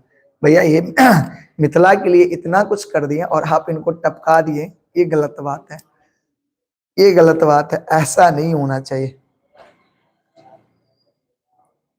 आप पढ़ नहीं रहे हो आजकल। सर मेरा बुरा हाल है, सिलेबस कंप्लीट नहीं हुआ। कर लो ना, देखो जल्दी कर लो, जो बैकलॉग लगा हुआ है जल्दी कर लो। जितना जल्दी कर लोगे उतना अच्छा, क्योंकि अब आपके पास समय नहीं। अब आपकी उल्टी गिनती है चालू। आप आगे से नहीं गिनोगे उल्टा, अरे अब 20 दिन बचा, अब 21, 18, 19 दिन बचा, 18 दिन बचा, तो अब आपका उल्टी गिनती शुरू है। और अभी आपको ना पूरा ताकत लगा देना है, नींद आए तब पर भी सोना नहीं है, क्योंकि ये एक महीना जो है आपका, आज 15 तारीख है, यानी यहाँ से ठीक आप मान लो आपके पास एक महीना है। कितना महीना है? एक महीना, यानी 30 दिन है आपके पास। और इस 30 दिन में भूख लगे तो भूख को टाल दो, नींद लगे तो नींद को टाल दो, बोलो भैया थोड़ा बाद में लगना, आंख अभी खुलो, अभी बहुत मेहनत करना, क्योंकि ये 30 दिन आपके ना भैया क्या बताएं, बचपन से लेकर के आपने जो भी पढ़ा है इस टोटल पे निर्भर है। ठीक है, यानी आप ऐसे समझो कि ये 30 दिन का मेहनत आपके ये 14 साल के मेहनत पे डिपेंड करता है। माने 14 साल आपने जो क्या मेहनत किया उसका रिजल्ट ये 30 दिन जो आप मेहनत करोगे ना वो देगा, ऐसे समझो आप। ठीक है ना, यानी ये 30 दिन आपके बचपन से लेकर के अभी तक पढ़ाई जितना की हो ना, सबका का मान रखने वाला, ये आपका ये इज्जत रखने वाला, इसलिए 30 दिन एकदम जी जान लगा दो, हर कुछ को त्याग दो, सिर्फ पढ़ाई, रिवीजन इतने अच्छे से करके जाओ कि एग्जाम में कुछ भी ना छूटे, क्योंकि आपका रिजल्ट अच्छा होना बहुत जरूरी है, क्योंकि इनकी राह बहुत लोग देखते हैं। सबसे पहले तो आपके माता पिता राह देख रहे हैं कि हमारे बच्चे का रिजल्ट बहुत अच्छा होना चाहिए, आपकी मेहनत की राह देख रहे हैं, आपके रिजल्ट, आपके परिणाम की राह सबसे ज्यादा अगर कोई देख रहे होंगे तो आपके माता पिता, आप स्वयं भी हैं, आपके गुरु भी हैं, जो चाहते होंगे कि आपका रिजल्ट बहुत अच्छा हो। ठीक है, इसलिए आपको टोटल अच्छे से कंप्लीट होने से नहीं है, सिलेबस कंप्लीट होने का मतलब ये नहीं कि आपने पूरा पढ़ लिया, आपने पूरा याद किया या नहीं किया, ये बहुत मैटर करता है। सारे ऑब्जेक्टिव आपने अच्छे से कर लिए कि नहीं कर लिए, सारे लघुत्तरीय प्रश्न अच्छे से किए या नहीं किए, दीर्घोत्तरीय प्रश्न सारे अच्छे से कर लिए या नहीं कर लिए, ये मैटर करता है। कंप्लीट करने का मतलब ये नहीं कि पूरा आपने पढ़ा, पूरा कॉपी में लिख लिया तो कंप्लीट है, ये नहीं होता। कंप्लीट कंप्लीट का मतलब होता है क्या अब आप तैयार हैं एग्जाम देने के लिए, क्या आप पूरी तरह से तैयार हो गए हैं? नहीं हुए हैं तो जल्द तैयार हो जाइए, आपके पास मात्र कितने दिन है? 30 दिन का समय बचल है।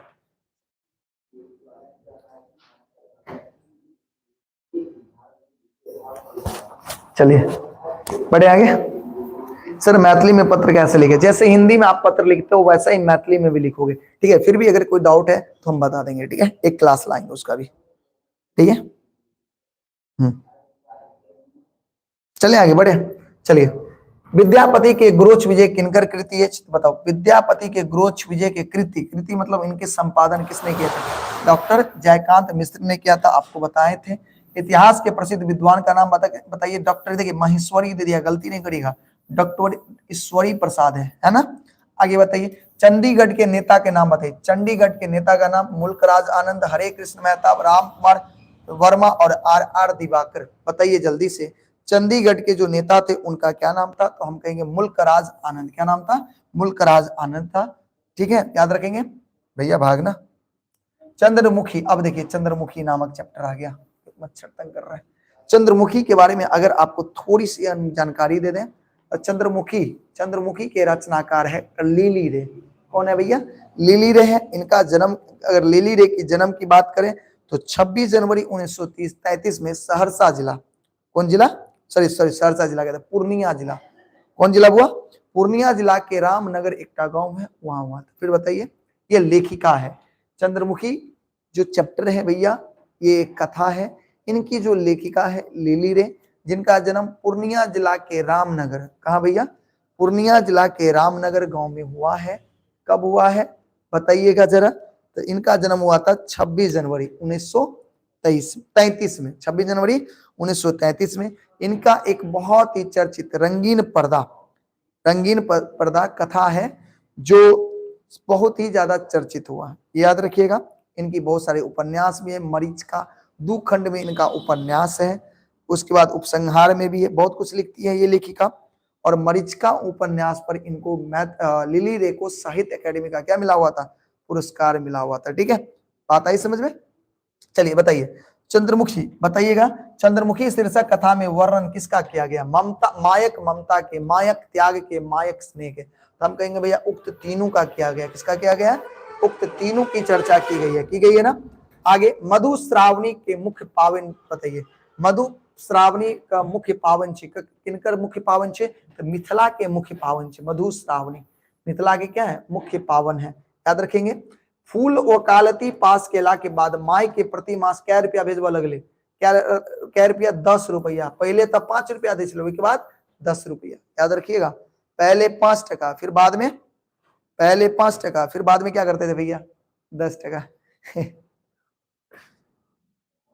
मुख्य रूप से नहीं भैया, सब कुछ है। जब आप देखिएगा स्नेह भी था ना, माँ का प्यार भी था, त्याग भी था, सब कुछ ना था, याद रखिएगा। आगे आगे देखिए, लीली रे क्या लिखते हैं बताइए? कथा, उपन्यास, कविता। यानी हम देखे हैं लीली रे कथा और उपन्यास लिखे हुए हैं, हम कहेंगे कथा और उपन्यास, कविता नहीं लिखती है। चंद्रमुखी शीर्षक साहित्यिक विधा के अंतर्गत कौन सी चीज है बताइए? ये क्या है? चंद्रमुखी क्या है? ये कथा है भैया। चंद्रमुखी क्या है बताइए? चंद्रमुखी क्या है? कथा है, याद रखेंगे। आगे लीली रे के उपन्यास का नाम बताते। लीली रे के उपन्यास मरीचिका है जो 2 खंड में है, पटाक्षेप भी है, उपसंहार भी है, यानी उक्त तीनों क्या है भैया? उक्त तीनों इनके क्या थे? उक्त तीनों जो है भैया क्या थे? उपन्यास थे, याद रखिएगा।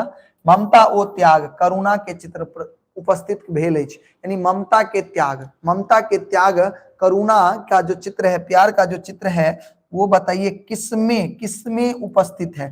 क्रैक में? बिल्कुल नहीं। भोजन में? बिल्कुल नहीं। चंद्रमुखी में। एक माँ की त्याग किसमें देखी गई है? चंद्रमुखी में देखा गया है बुआ। आगे देखिए, लीली रे के सबसे पैघ मोटकर उपन्यास का बताइए। लीली रे का सबसे मोटगर जो उपन्यास है वो है मरीचिका, जो 2 खंड में है, 2 भाग में है। कितने भाग में है? 2 भाग में है, 2 खंड में है, याद रखिएगा। आगे मरीचिका कौन विधा के पोथी के अंतर्गत आता है? तो मरीचिका आपने अब ये देखा है उपन्यास है। मरीचिका क्या है? उपन्यास है, याद रखिएगा। बताइए मेरे साथ, याद करिए आप लोग, मरीचिका क्या है भैया? उपन्यास है। क्या है? उपन्यास है, ठीक है। आगे बढ़े हम।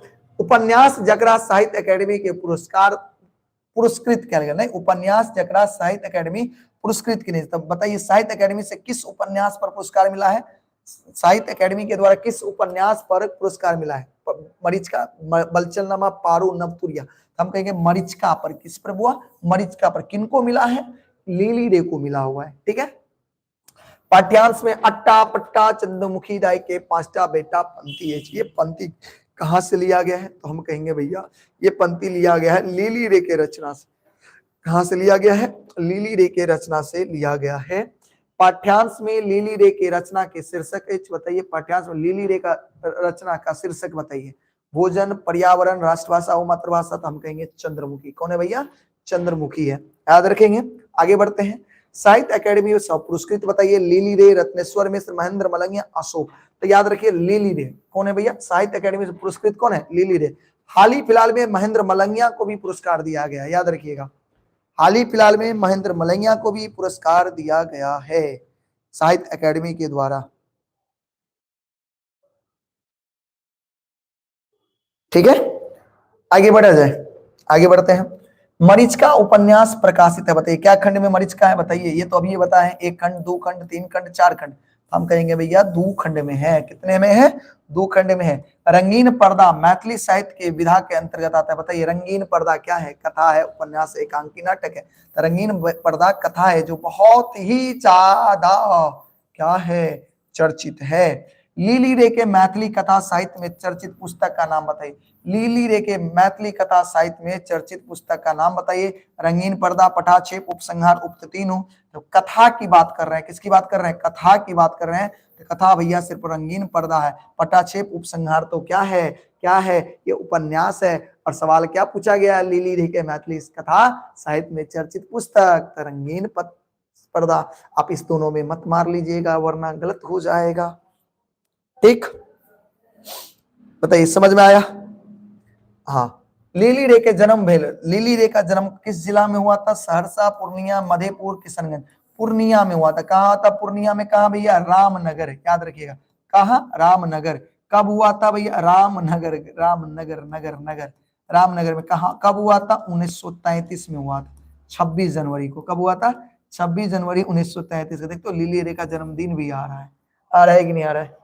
26 जनवरी को हुआ था भैया, याद रखोगे मेरे नन्हे नन्हे बालक? क्या याद रखोगे आप? हाँ, आगे बढ़े हम। भारतक संतान लेल माय के कहल गेल अछि, भारत के संतान के लेल माय के की कहल गेल छै?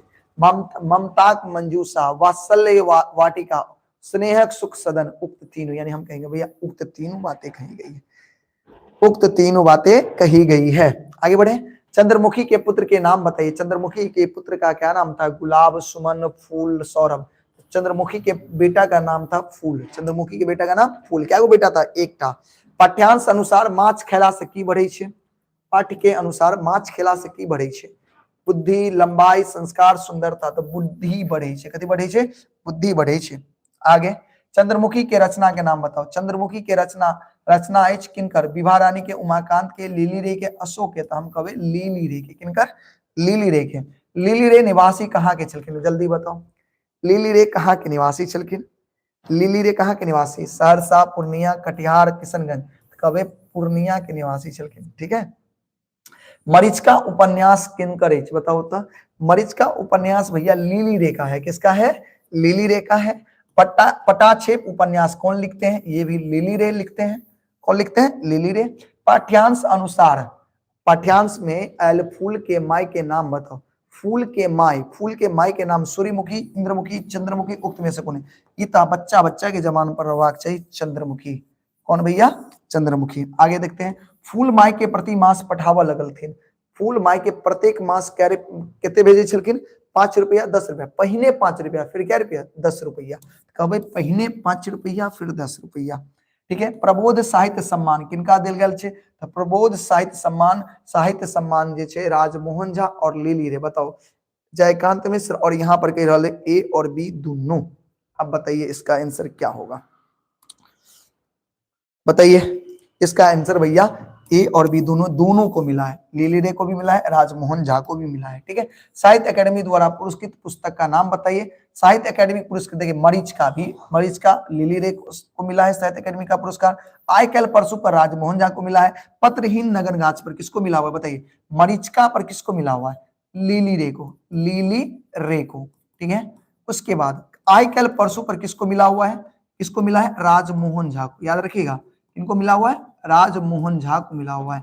इसके बाद पत्रहीन नगन गाछ पर यात्री जी को मिला है। पता है तो नहीं? यात्री जी, पत्रहीन नगन गाछ पर यात्री जी को मिला है। यानी हम कह सकते हैं भैया उक्त तीनों। ठीक है। राजमोहन झा के रचना के नाम बताए। राजमोहन झा। अब आगे भोजन में। कहा आगे भैया? किस चैप्टर में आगे? भोजन चैप्टर में हम लोग प्रवेश कर गए। भोजन। राजमोहन झा के रचना का नाम क्या है? भोजन। याद रखेंगे। राजमोहन झा के रचना का नाम बताइए। भोजन। भैया 144 गलत है। 144 क्या है? प्रबोध साहित्य सम्मान दिल गेल छे। दोनों को मिला हुआ था भैया। प्रबोध साहित्य सम्मान लीली रे को तो मिला ही था। उसके बाद भैया ठीक है, इसके बाद इनको भी मिला हुआ है। दोनों आदमी को मिला हुआ है। आप पढ़ोगे देखो राजमोहन झा के बारे में थोड़ा सा जानकारी अगर हम देने की कोशिश। 117 का गलत है भैया, देख लेते हैं। 117। रुक जा भाई, ज्यादा आगे नहीं है। 117 चंद्रमुखी से भाई ठीक है भाई, ये गलत नहीं है।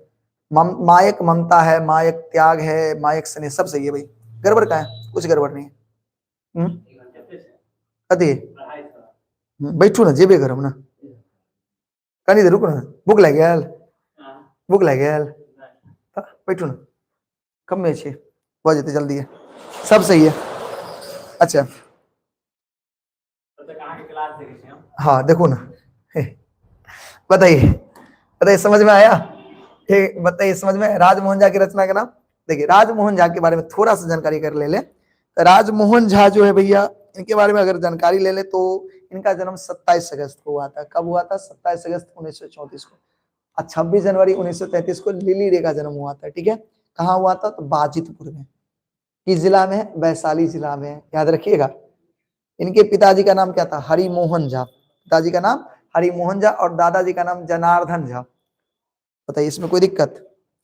अच्छा, ये मनोविज्ञान में एमए करते हैं भैया। बिहार सरकार के श्रम एवं नियोजन विभाग के ये पदाधिकारी रह चुके हैं। मैथिली साहित्य में बहुत ही ज्यादा लिखे हुए हैं भैया ये। और इनका पहिल कथा होता है। पहिल क्या है? कथा। इनका पहली कथा 1957 में पल्लव पल्लव पत्रिका में छपता है। और इनके कथा संग्रह का नाम याद है? कथा संग्रह है एक आदि एक अंत, झूठ साच, आई कल परसू, नहीं एक तातेसर, निबंध भी है गलतीनामा, बने विद्यापति, ये सब निबंध है। और इनको वैदेही पुरस्कार देखिए, प्रबोध नहीं, उसके बाद प्रबोध साहित्य सम्मान, याद रखिएगा, प्रबोध साहित्य सम्मान से भी मिलता है। फिर उसके बाद साहित्य अकेडमी पुरस्कार जो है आई कल परसू पर इनको मिलता है। पता है, याद रहेगा? ये तो आपको याद रखना पड़ेगा भैया। तो देखिए, प्रबोध साहित्य सम्मान दोनों को मिलता है, किनको किनको? लिली रे को भी और राजमोहन झा को भी मिलता है, याद रखिएगा। चले आगे बढ़ते हैं हम। अब बताइए झूठ साच संग्रह क्या है, बताइए। अब ये बताएं झूठ साच क्या है? निबंध है, एकांकी है, कथा है, टिप्पणी है। अभी हम आपको बताएं झूठ साच क्या है, जल्दी बताइए आप। अभी जस्ट आपको हम बताए हैं झूठ साच क्या है? कथा है। झूठ साच क्या है? कथा है। आई कल परसू क्या है? कथा है, याद रखिएगा। एकटा तेसर क्या है? कथा है। देखिए, हम कटोरा उठा के एक के सांस में बचल डैश पी भी गलाऊं, एते रिक्त स्थान में क्या होगा? पता है एक सांस में क्या उठा करके पी जाते हैं? ये दाल, दूध, पैन, मट्ठा। तो दूध पी जाते हैं ना, एक के सांस में क्या उठा करके पी जाते हैं? बताइए आप लोग। एक ही साथ में क्या उठा करके पी जाते हैं भैया? दूध पी जाते हैं। ठीक है, बढ़े आगे। अच्छा, पाठ्य पुस्तक भोजन शीर्षक साहित्य विधा के अंतर्गत और बताइए ये भोजन जो है ये किस साहित्यिक के अंतर्गत आता है? बताइएगा जरा। ये जो भोजन है ये किस साहित्यिक के अंतर्गत आता है? ऑप्शन है एकांकी, समीक्षा, निबंध, कथा। तो ये भी एक कथा है, ये भी एक क्या है? कथा है। बताइए, यह भी एक क्या है? कथा है, याद रखेंगे। आगे बढ़े हम। भोजन कथा में वर्णन किसका है? परिस्थिति का, विचार का, रुचि का, उक्त तीनों। देखिए, परिस्थिति, विचार, रुचि, तीनों चीज का वर्णन किया गया है भोजन में, याद रखोगे। रसगुल्ला। एक आदि एक अंत संग्रह क्या है? बताइए। एक आदि एक अंत, एक आदि एक अंत क्या है? कथा है। एक आदि एक अंत क्या है? कथा है, याद रखेंगे। अच्छा, राजमोहन झा के पिता का नाम अब ये बताए थे आपको। जनशोधन झा, हरिमोहन झा, सकेतानंद झा और कांचीनाथ झा। राजमोहन झा के पिता का नाम हरिमोहन झा और दादा का नाम जनार्दन झा, याद रखिएगा। पिता का नाम हरिमोहन झा और दादा का नाम जनार्दन झा, याद रखेंगे। आगे, आरंभ पत्रिका के संपादक चला, बताइए। आरंभ पत्रिका की संपादन करना किसने शुरू किया था? तो हम कहेंगे राजमोहन झा ने किया था। किसने किया था? राजमोहन झा ने किया था। बताओ, समझ में आया? आगे बढ़े। राजमोहन झा के पहली कथा संग्रह का नाम बताओ। तो पहली कथा संग्रह होता है एक आदि एक अंत। पहली कथा संग्रह का क्या नाम है? एक आदि एक अंत, याद रखिएगा। राजमोहन झा के पहली कथा संग्रह का क्या नाम था? एक आदि एक अंत, याद रखेंगे। राजमोहन झा के साहित्य अकेडमी के पुरस्कार कब मिला था? देखिए, 2021-2022 किस पर मिला हुआ था? तो हम कहेंगे भैया आई कल परसू पर। किस पर मिला हुआ था? आई कल परसू पर इनको साहित्य अकेडमी का पुरस्कार दिया गया था। ठीक है सर, क्या हम मैथिली में 100 में 100 ला सकते हैं? 100% ला सकते हैं। मेहनत करिए बच्चा, मेहनत करोगे तो जरूर आएगा। कहते हैं ना, ऐसे किसी की जय जयकार नहीं होती है, मेहनत करने वाले की कभी हार नहीं होती, कोशिश करने वाले की कभी हार नहीं होती है। और एक और बात कही गई है मेरे भाई, अगर सपने में शिद्दत हो, सपने में क्या हो? शिद्दत। अगर सपने शिद्दत से देखी जाए तो उसे पूरा करने में पूरी कायनात लग जाती है। सपना तो शिद्दत होना चाहिए, आपकी मेहनत में लगनशील होना चाहिए, लगनशीलता होना चाहिए, एक अलग जुनून होना चाहिए आपके अंदर में। उसको पूरा करने के लिए तो आपके साथ पूरा कायनात, कायनात का मतलब पूरा दुनिया आपके साथ रहेगा, खड़ा हो जाएगा। भगवान भी आपके साथ रहेंगे। कब? जब आप मेहनत करिएगा। ठीक है, कहने से नहीं होगा, करने से होगा। ठीक है, करिए, सब कुछ होगा। बढ़े आगे बढ़े। तो बताइए, राजमोहन झा साहित्य अकेडमी पुरस्कार 2025, 2020, 2022 में पूछा गया भैया। बताइए क्या चीज पर मिला हुआ राजमोहन झा को साहित्य अकेडमी का पुरस्कार? तो आपने देखा आई कल परसू पर मिला है। और आई कल परसू क्या है? कथा है। आई कल परसू क्या है? कथा है, याद रखिएगा, याद रखेंगे। राजमोहन झा के पहल कथा संग्रह का नाम बताइए। तो राजमोहन झा का पहल कथा संग्रह का नाम था भैया एक आदि एक अंत। अब ये बताएं, पहल कथा संग्रह का नाम एक आदि एक अंत। भोजन शीर्षक के रचयिता का नाम बताइए। यात्री जी, चंदा झा, उदय चंद्र झा, विनोद, राजमोहन झा। तो इसका जवाब क्या होगा? राजमोहन झा हो जाएगा। ठीक, राजमोहन झा की कथा संग्रह बताइए जल्दी से। राजमोहन झा का कथा संग्रह बताइए क्या है? रंगीन प्रताप बिल्कुल नहीं, झूठ साच बिल्कुल, एकता तीसर बिल्कुल, यानी बी और सी। कौन हो जाएगा? बी और सी हो जाएगा। बताइए गलतीनामा के लेखक, ये क्या है? गलतीनामा है क्या है? निबंध है। गलतीनामा क्या है? एक निबंध है। याद रखिए गलतीनामा क्या है? एक निबंध है। और इनके लेखक कौन है? इनके लेखक कौन है बताइए? इनके लेखक है भैया राजमोहन झा। कौन है? राजमोहन झा। अच्छा, साहित्य अकेडमी पुरस्कार भेटल छे किनका? राजमोहन झा के तो मिलले छे, मलंगिया के तो अभी मिलले हैं, भाग नारायण झा, दिनेश्वर लाल आनंद, इनमें सिर्फ मिलल छे राजमोहन झा के। की कहबे? राजमोहन झा। राजमोहन झा के आइ काल्हि परसू प्रकाशित भेल, बताओ डेट पूछ रहल छे, कथी पूछ रहल छे? डेट। तो राजमोहन झा के आइ काल्हि परसू जे छे बुआ, वो 1993 में प्रकाशित हुआ था। कब हुआ था? 1993 में। याद रखिएगा। बताइए कब हुआ था? 1993 में हुआ था। जैसे आप हिंदी का करते हैं, साइंस का करते हैं, वैसे ही तैयारी करिए। राजमोहन झा कथा संग्रह बताइए। राजमोहन झा का कथा संग्रह 2025, 21, 22 में पूछा गया। एक आदि अंत बहुत बढ़िया, झूठ साथ बहुत बढ़िया, एक तेसर बहुत बढ़िया, नहीं उक्त तीनों कहेंगे प्यारे। बताओ समझ में आया? आगे बढ़े। साहित्य अकेडमी से पुरस्कृत कथा संग्रह बताइए। साहित्य अकेडमी से पुरस्कृत कथा संग्रह आइ कल परसू मरीच का उपन्यास है, राधा विरोध चाणक्य, ये सब महाकाव्य है। हम कहेंगे आइ कल परसू। क्या कहेंगे? आइ कल परसू। बताइए समझ में आया? प्यारे रसगुल्ले, प्यारे गुलाब जामुन, क्या आपको समझ में आया? ये साहित्य अकेडमी पुरस्कार से पुरस्कृत कथा संग्रह का नाम क्या है? आइ कल पर। देखिए मरीचिका पर भी मिला है, राधा विरोह पर भी मिला है, चाणक्य पर भी मिला है, लेकिन ये सब भैया मरीचिका जो है ये उपन्यास है, लेकिन कथा संग्रह की बात करें तो सिर्फ कौन है? आइ कल परसू। और ये दोनों क्या है भैया? महाकाव्य है। आगे देखिए, राजमोहन झा का नाम बताइए ना, गांव। राजमोहन झा के गांव का नाम बताइए। सतलखा, रांटी, बाजितपुर, मंगरौनी। तो वैशाली जिला का बाजितपुर गांव में, वैशाली जिला के बाजितपुर कौन गांव में है भैया? वैशाली जिला में है इसका गांव। याद रखिएगा। आगे बढ़े।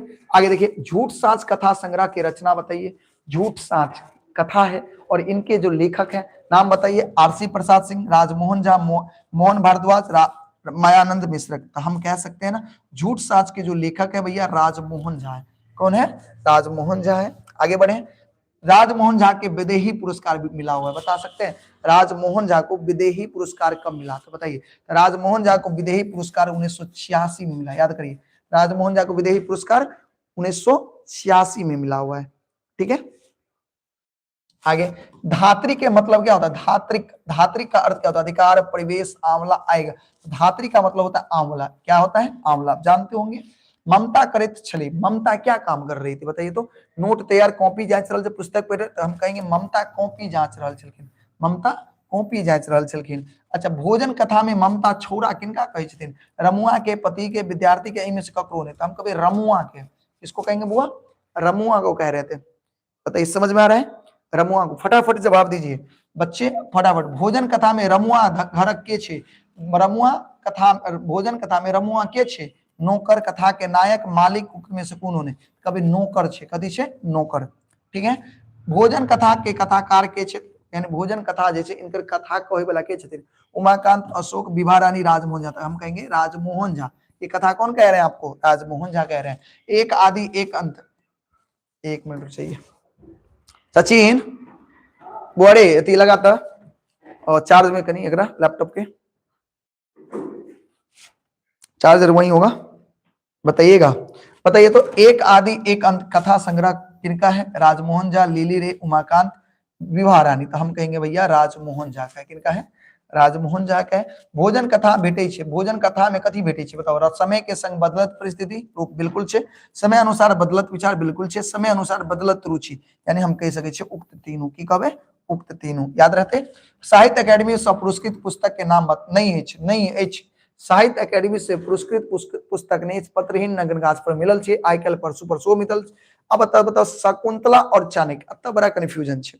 अब अहाँ सब एकर जवाब दिया, अकर जवाब दिया अहाँ सब गोटा जल्दी। शकुंतला और चाणक्य, अकर जवाब अहाँ सब दियो। दलिया भर होते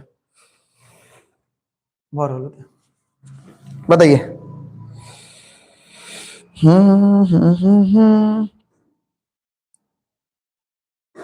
बताइए जरा इसके आंसर कौन होंगे? कहता है पुरस्कृत नहीं है, यानी ऐसा कौन सा पुस्तक है जिस पर साहित्य अकेडमी का पुरस्कार नहीं मिला है मेरे भाई। अब मुझे बताइए ऐसा कौन सा है, बताइए आप। बताइए।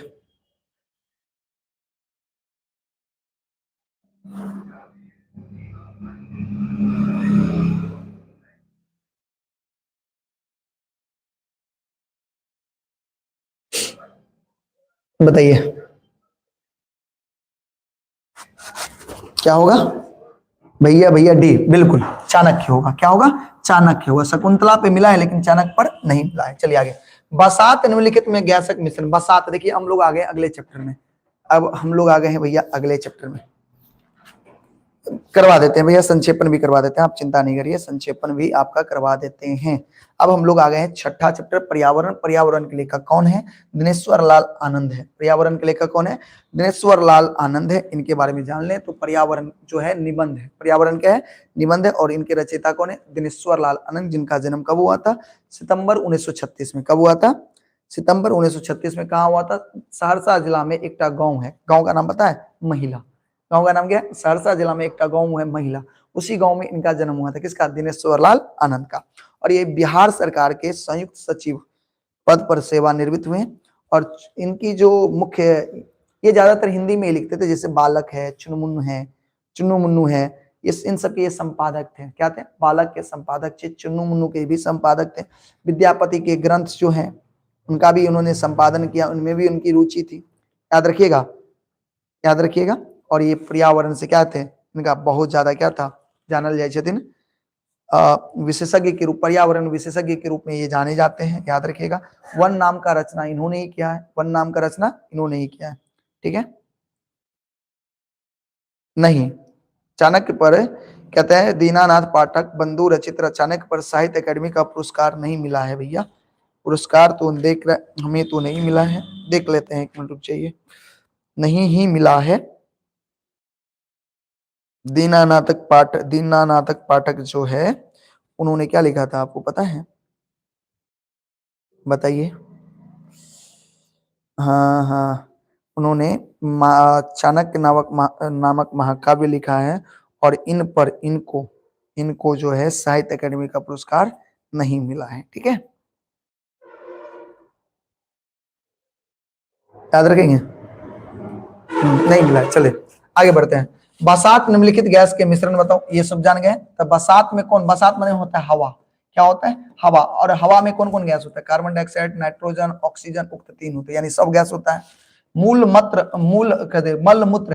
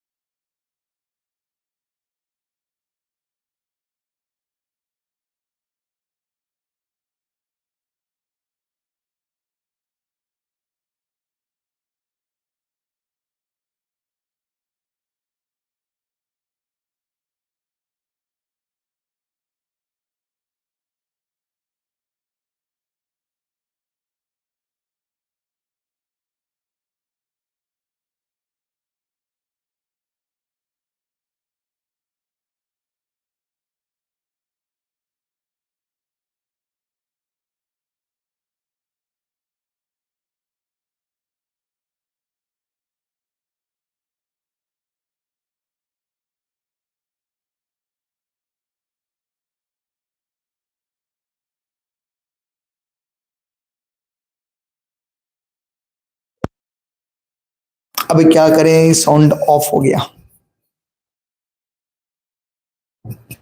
साउंड नहीं आ रहा है।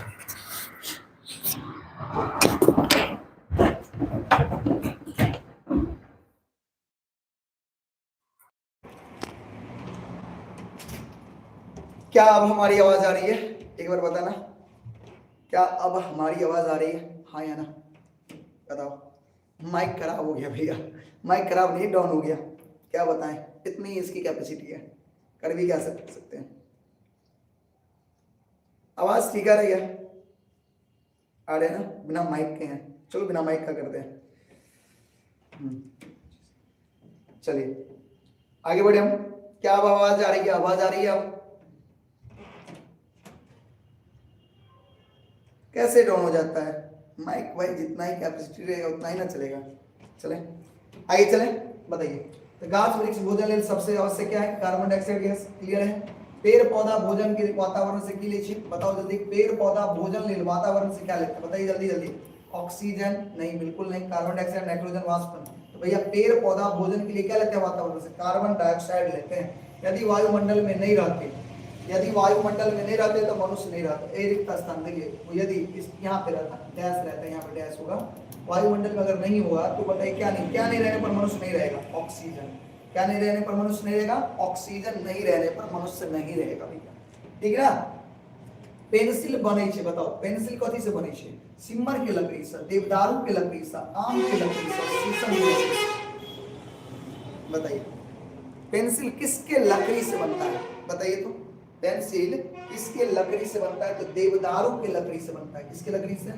देवदारू के लकड़ी से भैया पेंसिल बनते हैं। बताओ समझ में आया? आ गया?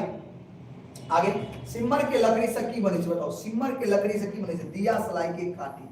दिया सलाई के काटी। सिम्मर के लकड़ी से की बने छे? दिया सलाई के काटी। या एग्जाम में यो पूछ दे दिया सलाई के काटी कौन लकड़ी से बने छे? तो कहबे सिम्मर के लकड़ी से। याद रखना। वायुमंडल में गैस के मात्रा सर्वाधिक गैस होते, गैस अतिरिक्त स्थान में की होते। तो बताओ वायुमंडल में कौन गैस के मात्रा सबसे अधिक है? तो वायुमंडल में नाइट्रोजन। वायुमंडल में नाइट्रोजन गैस का मात्रा सबसे अधिक है। कितना है भैया? 78%। कितना परसेंट? 78% है भैया, याद रखिएगा। तो वायुमंडल में सबसे अधिक नाइट्रोजन गैस की मात्रा है, याद रखेंगे। आगे बढ़ते हैं। एक वृक्ष लगेला से डैश पुत्र होबाक पुण्य होई छे? कहते खाली स्थान में की होत? बताओ एक टा पेड़ लगे तो उससे क्या गो पुत्र होई के पुण्य प्राप्त होई छे? 10 20 50 एक साथ कभी 10 गो क्या गो हुआ? 10 गो पुत्र होई के की होई छे? बताओ जल्दी से। 10 गो पुत्र होई के की होई छे? पुण्य प्राप्त होई छे, ठीक ना। बताइए समझ में आया? आगे बढ़े। पर्यावरण के अंग ही छे। पर्यावरण के अंग की छे? बसात, पानी, वनस्पति, उक्त तीनों। तो हम कहेंगे उक्त तीनों। आगे पर्यावरण शीर्षक कौन विधा के अंतर्गत आवे छे? निबंध, उपन्यास, कथा, संस्मरण। तो पर्यावरण एक निबंध है भैया। पर्यावरण एक क्या है? निबंध है, याद रखिएगा। पर्यावरण एक क्या है? निबंध है, ठीक है ना। आगे बढ़े। जीवाक लेल पहिल आवश्यक पुस्तक बताओ कुछ। जीवाक लेल पहिल आवश्यक वस्तु के नाम बताओ। हवा, पानी, आग, अन्न। देखो पानी नहीं रहते तो जीवित रह सके छे कुछ देर तक। खाना नहीं रहते तो वो जीवित रह सके छे। आग के कोई उपयोग नहीं छे। हवा, हवा नहीं रहते तो एक क्षण नहीं हम जीवित रह सके, एक मिनट नहीं रुक सकते ना, एक मिनट हम लोग जीवित नहीं रह सकते। तो जीवाक लेल सबसे ज्यादा उपयोगी हवा। प्रत्येक जीवित प्राणी के लिए सबसे बेसी जरूरी की छे? सब प्रत्येक प्राणी के लिए सबसे बेसी जरूरी पानी, वनस्पति, हवा, उक्त तीन। तो प्रत्येक जीवित प्राणी के लिए सबसे बेसी, देखो सबसे बेसी की छे? हवा।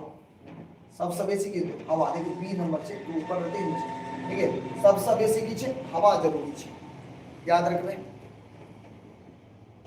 आना जरूरी सब छे। आना जरूरी की छे?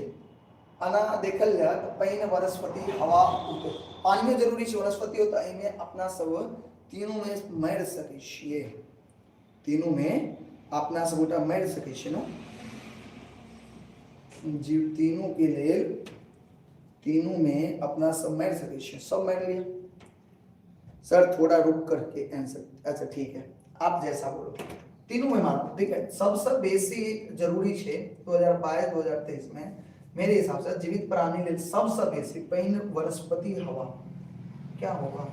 ये उक्त तीनों देकर के बड़ा कंफ्यूज कर देता है, क्योंकि जरूरी तो पानी भी है भैया, वनस्पति भी है और हवा भी। तो हवा तो सबसे ज्यादा जरूरी है ना। हवा में रहने दो, हवा में रहने दोगे या क्या होना चाहिए? ऐसा फंसा देता है क्वेश्चन करते को। तो प्रत्येक जीवित प्राणी, पता है आंसर तुम्हारा बुक जो है ये इसमें मारेगा मेरे हिसाब से, क्योंकि हम लोग तो जानते हैं भैया सबसे ज्यादा जरूरी है, लेकिन पानी भी उतना ही जरूरी है, वनस्पति भी जरूरी है। उक्त तीनों लेके चलो आप लोग, उक्त तीनों में मारना जो होगा देखा जाएगा। उक्त तीनों, यही आंसर होगा करेक्ट, ठीक है। ठीक है, आगे चलते हैं। पर्यावरण नामक निबंध किन कर लिखा है? ये तो भैया बता दोगे 16 में, 17 में, 18 में, 24। बताओ जल्दी से। पर्यावरण नामक निबंध कौन लिखे हैं? दिनेश्वर लाल आनंद, प्रोफेसर आनंद मिश्रा, जयकांत मिश्र, अशोक। तो भैया पर्यावरण के लेखक हैं दिनेश्वर प्रोफेसर आनंद मिश्रा, सॉरी दिनेश्वर लाल आनंद। कौन है भैया? दिनेश्वर लाल आनंद। प्रत्येक जीव जंतु लिए क्या आवश्यक है? वायु, आग, गाछ वृक्ष, कार्बन डाइऑक्साइड। तो जीव जंतु की बात करें तो जीव जंतु के लिए भैया क्या जरूरी है? वायु आवश्यक है। ठीक है, लोग एक दू घोंट भर जीवित नहीं रह सकै छै, यानी एको दू घोंट जीवित नहीं रह सकै छै। कथी के बिना? पानी के बिना, आग के बिना, हवा के बिना। तो हवा के बिना थोड़ा सा 1 मिनट भी जीवित नहीं रह सकते, हवा के बिना नहीं रह सकते ना। 191 गलत है, क्या होगा बताइए? सबसे बेसी क्या होगा? हवा होगा क्या? डी में लेकर के चलो। तो पानी भी जरूरी है, वनस्पति, प्रत्येक जीवित प्राणी के लिए सबसे बेसी। देखिए ये थोड़ा सा हम इसको ना आपको बता देंगे, क्योंकि देख लेते हैं। बी भी होना चाहिए हवा, मेरे हिसाब से तो बी होना चाहिए, लेकिन आपका बुक ना पता है, बुक कह रहा है भैया तीनों लेकर के चलने के लिए, इसलिए हम मारे में। देखिए मेरे हिसाब से तो यही होना चाहिए, ये मेरे हिसाब से। लेकिन जब आप बुक देखोगे और बुक में भैया बुक कह रहा है कि आप तीनों लेकर के चलो, इसलिए हमने इसमें मारा है। ठीक है, बुक क्या कह रहा है? तीनों लेकर के भैया चलो, समझ गए ना? इसलिए आप इसके साथ चलोगे। आगे बढ़े, आगे चलते हैं। देखिए सांस लेवा ले आवश्यक है। सांस लेने सबसे ज्यादा आवश्यक क्या बताइए? सांस लेवे में कभी जरूरी है nitrogen, oxygen, carbon dioxide, methane. सांस के लिए भैया जरूरी है ऑक्सीजन, सांस लेवे ले ऑक्सीजन जरूरी है। दिनेश्वर लाल आनंद का जन्म बताइए कब हुआ था? बताए हुए थे। दिनेश्वर लाल आनंद का जन्म आप बताइए कब हुआ था? दिनेश्वर लाल आनंद का जन्म सितंबर 1936 में हुआ था। कब हुआ था? 1936 में। प्रदूषित वायु में सांस लेवा सकी हुई है बताइए, आप ही बताइए। प्रदूषित वायु में बताइए, प्रदूषित वायु में सांस लेवा से क्या होगा? नीक लगे छे, ऑक्सीजन भेटे छे, दम फूला लगे छे। लिगुर साफ, लिगुर माने की खून, लिगुर मतलब की होय छे खून, खून साफ होय छे, बिल्कुल दम फूला लगे छे। की होय लगे छे? दम फूला लगे छे। आगे बताइए। लोक के जीवन लेल सबसे आवश्यक है। अब देखिए अत देखिए, एहि में कन्फ्यूजन नहीं छे, एहि में बिल्कुल कन्फ्यूजन नहीं छे। लोक के लिए सबसे आवश्यक के बताओ? सबसे आवश्यक है हवा, सबसे आवश्यक है हवा। मधुबता रीत्यता के उल्लेख कथी में छे? वेद में, पुराण में, उपनिषद में, कर्म कांड में। वेद में छे मधुबता रीतायते के जे उल्लेख छे कथी में छे? वेद में। आगे बढ़ी 14 अब देखिए अपना समय मिले 6ठा नंबर चैप्टर किसमें आ गया? 6 के 7 हो, 6 तो पढ़ लेना। चैप्टर कितना होगा? 7। चैप्टर 7 का नाम याद है? डॉक्टर भीमराव अंबेडकर। नहीं, डॉक्टर भीमराव अंबेडकर। इनके लेखक कौन है? भाग्य नारायण झा। भीमराव अंबेडकर के लेखक कौन है? भाग्य नारायण झा। ठीक है, याद रखिएगा। इनका जन्म, भाग्य नारायण झा का जन्म 12 जनवरी 1941 में कहाँ हुआ था? दरभंगा जिला में एक बहुत प्यारा सा गाँव है कारज। बहुत प्यारा सा गाँव क्या है? कारज। उसी कारज नामक गाँव में इनका जन्म हुआ था। किसका? भाग्य नारायण झा का। ठीक है, आर्यव्रत और हिंदुस्तान में ये क्या थे पता है? ये पत्रकार थे, एक तरह से समझिए पत्रकार थे। भाग्य नारायण झा का वृत्ति क्या था? पत्रकारिता इनकी वृत्ति थी। और मिथिला दर्शन पत्रिका भी प्रकाशित इनका हुआ है। ठीक है, बहुत सारा। और ये सामाजिक नाटक 1965 में मनोरथ करके लिखते हैं। एकांकी संग्रह 1970 में। सोनक ममता, बहुत याद रखिए, बहुत बार पूछा जाता है सोनक ममता के लेखक कौन है? तो सोनक ममता के लेखक है भाग्य नारायण झा। कौन है भैया? सोनक ममता के लेखक कौन है? भाग्य नारायण झा सोनक ममता के लेखक है। और 2000 में यात्रा वृत्तांत, प्रदेश, ये सब क्या है? वो प्रकाशित करते हैं। या प्रदेश क्या है? यात्रा वृत्तांत है। सोनक ममता क्या है बताइए? तो सोनक ममता क्या है? एकांकी है। सोनक ममता क्या है? एकांकी है। उसके बाद और बात करें मनोरथ। मनोरथ क्या है? एक नाटक है। मनोरथ क्या है? एक नाटक है जो भाग्य नारायण झा लिखते हैं। और बताइए इसमें कोई दिक्कत भैया? मैथिली में कितना प्रतिशत व्याकरण से होता है? व्याकरण में देखिए 50-50 का रहता है, लेकिन आपके ऑब्जेक्टिव में भैया 32 से 35 ऑब्जेक्टिव रहेंगे। किससे रहेंगे? व्याकरण से। ठीक है, 30 से 35। चलिए आगे बढ़े। बताइए 14 अप्रैल को जयंती किसका मनाते हैं? आप बता सकते हैं 14 अप्रैल को आप कौन सा जयंती मनाते हैं? तो अम्बेडकर जयंती मनाते हैं। और अम्बेडकर जयंती में भीमराव अम्बेडकर का जन्मदिन होता है। ठीक ना, आगे देखिए, लीक छोड़ तीनों चले शायर सिंह सपूत कहल गए। किनके लिए कहा गया है? भीमराव अंबेडकर के लिए, स्वर्गीय इंदिरा गांधी जी के लिए, पंडित नेहरू के। तो यह बात कही गई है भीमराव अंबेडकर के लिए। ठीक है, आगे देखिए, भीमराव अंबेडकर जयंती मनाओ जयंती। भीमराव अंबेडकर की जयंती जो मनाई जाती है वो कब मनाई जाती है? 14 अप्रैल को मनाई जाती है। याद रखिएगा, कब मनाई जाती है? 14 अप्रैल। हिंदू धर्म से बौद्ध धर्म में स्वीकार की, यानी हिंदू धर्म से बौद्ध धर्म को स्वीकार कर, जन्म तो लेते हैं हिंदू धर्म में लेकिन स्वीकार कर लेते हैं बौद्ध धर्म को। बता सकते हैं भीमराव अंबेडकर। कौन कर लेते हैं भैया? भीमराव अंबेडकर। देखिए 1936 में सेंट्रल लेजिस्लेटिव असेंबली चुनाव में अंबेडकर पार्टी कतेक सीट पर विजय मिले? बताइए आप लोग, अंबेडकर की जो पार्टी है वो कितने सीट पर विजय होते हैं आप बता सकते हैं? तो हम कहेंगे भैया 15 सीट पर ये विजय प्राप्त करते हैं। कितने सीट पर बताइए? भीमराव अंबेडकर की पार्टी थी सेंट्रल लेजिस्लेटिव असेंबली, जब 1936 में चुनाव होता है तो भीमराव अंबेडकर की 15 वो सीट पर जो है जीत प्राप्त होता है, विजय प्राप्त होता है। ठीक है, आगे, annihilation of caste. Annihilation of caste पुस्तक के लेखक कौन है? तो याद रखिएगा अंबेडकर जी है। कौन है? Bhimrao Ambedkar. Annihilation of caste के लेखक कौन है? भीमराव अंबेडकर है। क्या याद रखोगे आप? याद रखोगे। आगे, अस्पृश्य समुदाय में हरिजन। हरिजन शब्द का प्रयोग कौन? हरिजन किसने कहा था? जो अस्पृश्य, जो छुआ, जो कहते हैं ना छुआ जाएंगे उसमें टच करेंगे तो वो अस्पृश्य हो गए। तो अस्पृश्य समुदाय के लिए हरिजन शब्द का प्रयोग किसके लिए किया गया था? हरिजन शब्द का प्रयोग किया गया था, सॉरी किसने किया था? शब्द किसने किया था? के लिए? तो हम कहेंगे महात्मा गांधी ने किया था। किसने किया था? महात्मा गांधी ने हरिजन शब्द का प्रयोग किया था। अच्छे से याद करके जाना, सबसे बीबीआई क्वेश्चन चैप्टर है ये, एग्जाम में सबसे बीबीआई चैप्टर ये भैया एग्जाम के लिए। तो आपका एक जरूरी हो जाता है कि आप अच्छे से करके जाओ। अच्छा, फूल अपन माई चंद्रमुखी के कथा लौ जाए छाई चले। देखिए ये तो आगे भैया चंद्रमुखी नामक चैप्टर से, आप बता दीजिए एक बार। फूल अपन माई चंद्रमुखी के कथा लौ जाए छाई चल के बताइए तो? मधुबनी ले जाना चाहती थी। कहाँ? मधुबनी ले जाना चाहती थी, ले जाना चाहते। हरदन नामक राखल गेले, हरदन नाम राखल गेले जय श्री जाओ। हरदन नाम राखल गेल छल भीमराव अंबेडकर द्वारा, महात्मा गांधी द्वारा, जवाहरलाल नेहरू द्वारा, लोहिया के द्वारा। तो हम कह सकते हैं कि हरदन जो नाम है यह महात्मा गांधी के द्वारा रखा गया था ना, और अस्पृश्य समुदाय के लिए हरदन किसने कहा था? महात्मा गांधी ने कहा था। और भीमराव अंबेडकर इनका विरोध किए हुए थे। भीमराव अंबेडकर इनका क्या किए थे? विरोध किए हुए थे। याद रखिएगा। आगे देखिए, डॉक्टर भीमराव अंबेडकर के भारत रत्न दिल गिने। डॉक्टर भीमराव अंबेडकर के भारत रत्न दिल गिने बताओ कब दिया गया था? कानून मंत्री रत्न तक? बिल्कुल नहीं। लोकसभा सदस्य? बिल्कुल नहीं। राज्यसभा के सदस्य रत्न तक? नहीं। मृत्यु उपरांत, यानी जब ये मर जाते हैं तब इनको भारत रत्न मिलता है। किनको? भीमराव अंबेडकर को। ठीक है वो। आगे चलिए, अंबेडकर के कौन ईस्वी में अर्थशास्त्र और राजनीति में डिग्री हासिल हुई? कहते हैं अम्बेडकर को कौन ईस्वी में अर्थशास्त्र और ध्यान सुनिएगा, अम्बेडकर को कौन ईस्वी में अर्थशास्त्र और राजनीति में डिग्री हासिल हुई? तो आप कह सकते हैं भैया 1911, 16, 12, 14। बताइए कौन होगा जवाब? कौन होगा इसका जवाब? बताइए जरा, बताइए। बताइए आप लोग अच्छे से याद नहीं करते हैं? नहीं याद करते हैं? देखिए याद रखिएगा 10 का सी 1912 में कब भैया? कब भैया? 10 का सी कितना है? 209 है, 209 का सी। ठीक है, हाँ आगे बढ़े हम।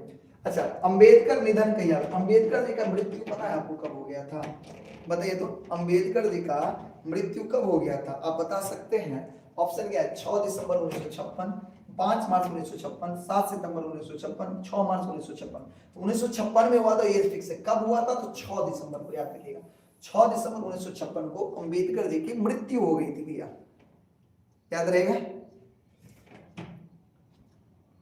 आगे, साहित्य लेखन आप पत्रकारिता से जुड़ल साहित्यकार का नाम बताइए। सुकांत सोम, भागनारायण झा, उमाकांत। ए और बी दोनों, ए और बी दोनों। देखिए साहित्य लेखन पत्रकारिता, भागनारायण झा भी पत्रकार थे और सुकांत सोम भी पत्रकार थे भैया। तो हम कहेंगे ए और बी दोनों, ए और बी दोनों, यानी पत्रकारिता और साहित्य लेखन से दोनों व्यक्ति जुड़े हुए थे। याद रखिएगा दोनों व्यक्ति जुड़े हुए थे। ठीक है। अंबेडकर के कौन ईस्वी में भारत रत्न पुरस्कार से सम्मानित किए गए? तो अंबेडकर के कौन ईस्वी था? ये तो पता है कि भारत रत्न मिला था मृत्यु उपरांत। कब मिला था? भारत रत्न कब मिला था? मृत्यु उपरांत मिला था। लेकिन कौन ईस्वी में अगर मिला हुआ था? ऑप्शन बताइए, देखिए 1990, 91, 92, 93। तो याद रखिए 1990 में मिला हुआ था। कब मिला हुआ था? 1990 में इनको भारत रत्न दिया गया था। बताइए, समझ में आया? समझ में आया? बताओ 13 का 1। भाग नारायण झा की प्रमुख रचना एकांकी। देखिए एकांकी, सोनक ममता ना, हम आपको पढ़ाए हुए है आंसर। देखिए भाग नारायण झा की प्रमुख रचना, देखिए कब कब पूछा है? 25 के पहला और दूसरा दोनों सेकंड में पूछ दिया, 19 में 21 में पूछा है। तो बताइए सोनक ममता इनके क्या है? एकांकी है भैया, याद करके जाओगे ना। आगे, भारत का सर्वोच्च नागरिक सम्मान किनको क्या है? भारत का सर्वोच्च नागरिक सम्मान का नाम है भारत रत्न, पद्म श्री, पद्म भूषण, पद्म विभूषण। तो भारत के सर्वोच्च नागरिक का सम्मान है भारत रत्न। क्या है? भारत रत्न, याद रखिएगा। आगे बढ़े, डॉक्टर अंबेडकर भारतीय बौद्ध महासभा के गठन कब करते हैं? 54, 55, 56, 57। बताइए, डॉक्टर अंबेडकर जो है भारतीय बौद्ध महासभा का गठन करते हैं, कब करते हैं? आप मुझे बताइए जल्दी, बताइए कब करते हैं? आपका जवाब क्या था? देखिए आप लोग बहुत गलती देते हैं। बताइए, गलती देते, पहले आपका जवाब देख लेते हैं। बताइए आप लोग, देखिए जवाब दीजिए जल्दी से, गलती जवाब दे देते हैं। देखिए बिल्कुल याद करिए अच्छे से, 1955 में करते हैं। कब करते हैं? 1955 और 1956 में इसकी क्या होती है? मृत्यु हो जाती है। 1956 में क्या होती है? मृत्यु। लेकिन 55 में ही करते हैं, याद रखिएगा। भारतीय बौद्ध महासभा के गठन के लिए भारतीय बौद्ध महासभा का गठन कौन करते हैं? पंडित नेहरू, महात्मा गांधी, भीमराव अम्बेडकर, राम मोहन राय। तो याद रखिएगा भीमराव अम्बेडकर करते हैं। कौन करते हैं? भीमराव अम्बेडकर करते हैं, याद रखेंगे। बताइए कौन करते हैं भैया? भीमराव अम्बेडकर करते हैं। आगे बढ़े, आगे देखिए, रामाबाई अम्बेडकर के कौन थे? पत्नी, माई, बहन, भाऊजी। रामाबाई अम्बेडकर के कौन थे? बताइए आप। रामाबाई अम्बेडकर के कौन थे? रामाबाई अम्बेडकर के पत्नी का नाम था, याद रखेंगे। भीमराव अम्बेडकर के जन्म कथा भी, भीमराव अम्बेडकर का जन्म कहाँ हुआ था? बता सकते हैं आप? ऑप्शन देखिए, सैनिक छावनी महुआ, पंजाब, उत्तर प्रदेश, बिहार। हम कहेंगे सैनिक छावनी महुआ में भीमराव अम्बेडकर का जन्म हुआ था। ठीक है, आगे बढ़े। बी.आर. अम्बेडकर के भारत रत्न दिल गए, बताइए, बताए हुए थे। बी.आर. अम्बेडकर के भारत रत्न कब मिला था? देखिए मृत्यु हो गया 1956 में, इसमें तो कोई दिक्कत नहीं है। मृत्यु कब हुआ था? 1956 में, याद रखिएगा। फिर बताइए इनकी मृत्यु कब हो गई थी? 1956 में। ठीक है, और भारत रत्न कब मिला? 1990 में। कब मिला? 1990 में। हटा दो, 10 में से 6 गया तो 4 हो जाएगा, 9 में से 5 गया, 8 में से 5 गया तो 3, 34 होता है ना, 34 होता है ना। 34 की जगह पर देखिए, चूंकि 90 में महीना भी ऐड होगा, एक माने इसको याद रखिए 33 वर्ष। कितना वर्ष? 33 वर्ष। यानी 33 वर्ष के बाद जो है, 34 यानी क्या? 33 वर्ष के बाद, यानी 33 वर्ष के, यानी मृत्यु के 33 वर्ष के बाद इनको जो है क्या मिलता है? भारत रत्न का पुरस्कार मिलता है। बताइए समझ में आया? समझ में आया? ठीक, आगे बढ़ते हैं। भाग नारायण झा के गांव का नाम पता है आपको? पिंडारूच, ठाड़ी, कारज, मधुपुर। भाग नारायण झा के गांव का नाम है कारज, याद रखेंगे। भाग नारायण झा के रचित एकांकी संग्रह, अब ये बताएं, देखिए 2022 में भी पूछा गया। मनोरथ, सोनक ममता, प्रदेश, पहल तारीख। तो भैया सोनक ममता इनके क्या है? एकांकी संग्रह है। बी.आर. अम्बेडकर मंत्रिमंडल से त्याग पत्र कब दे देते हैं? बताइए तो, मंत्रिमंडल से ये त्याग पत्र कब दे देते हैं? बताइए जल्दी से। 1905, 1951, 1952, 1953। बताइए आप लोग, ये जवाब आप सबसे मुझे मिलना चाहिए। बताइए।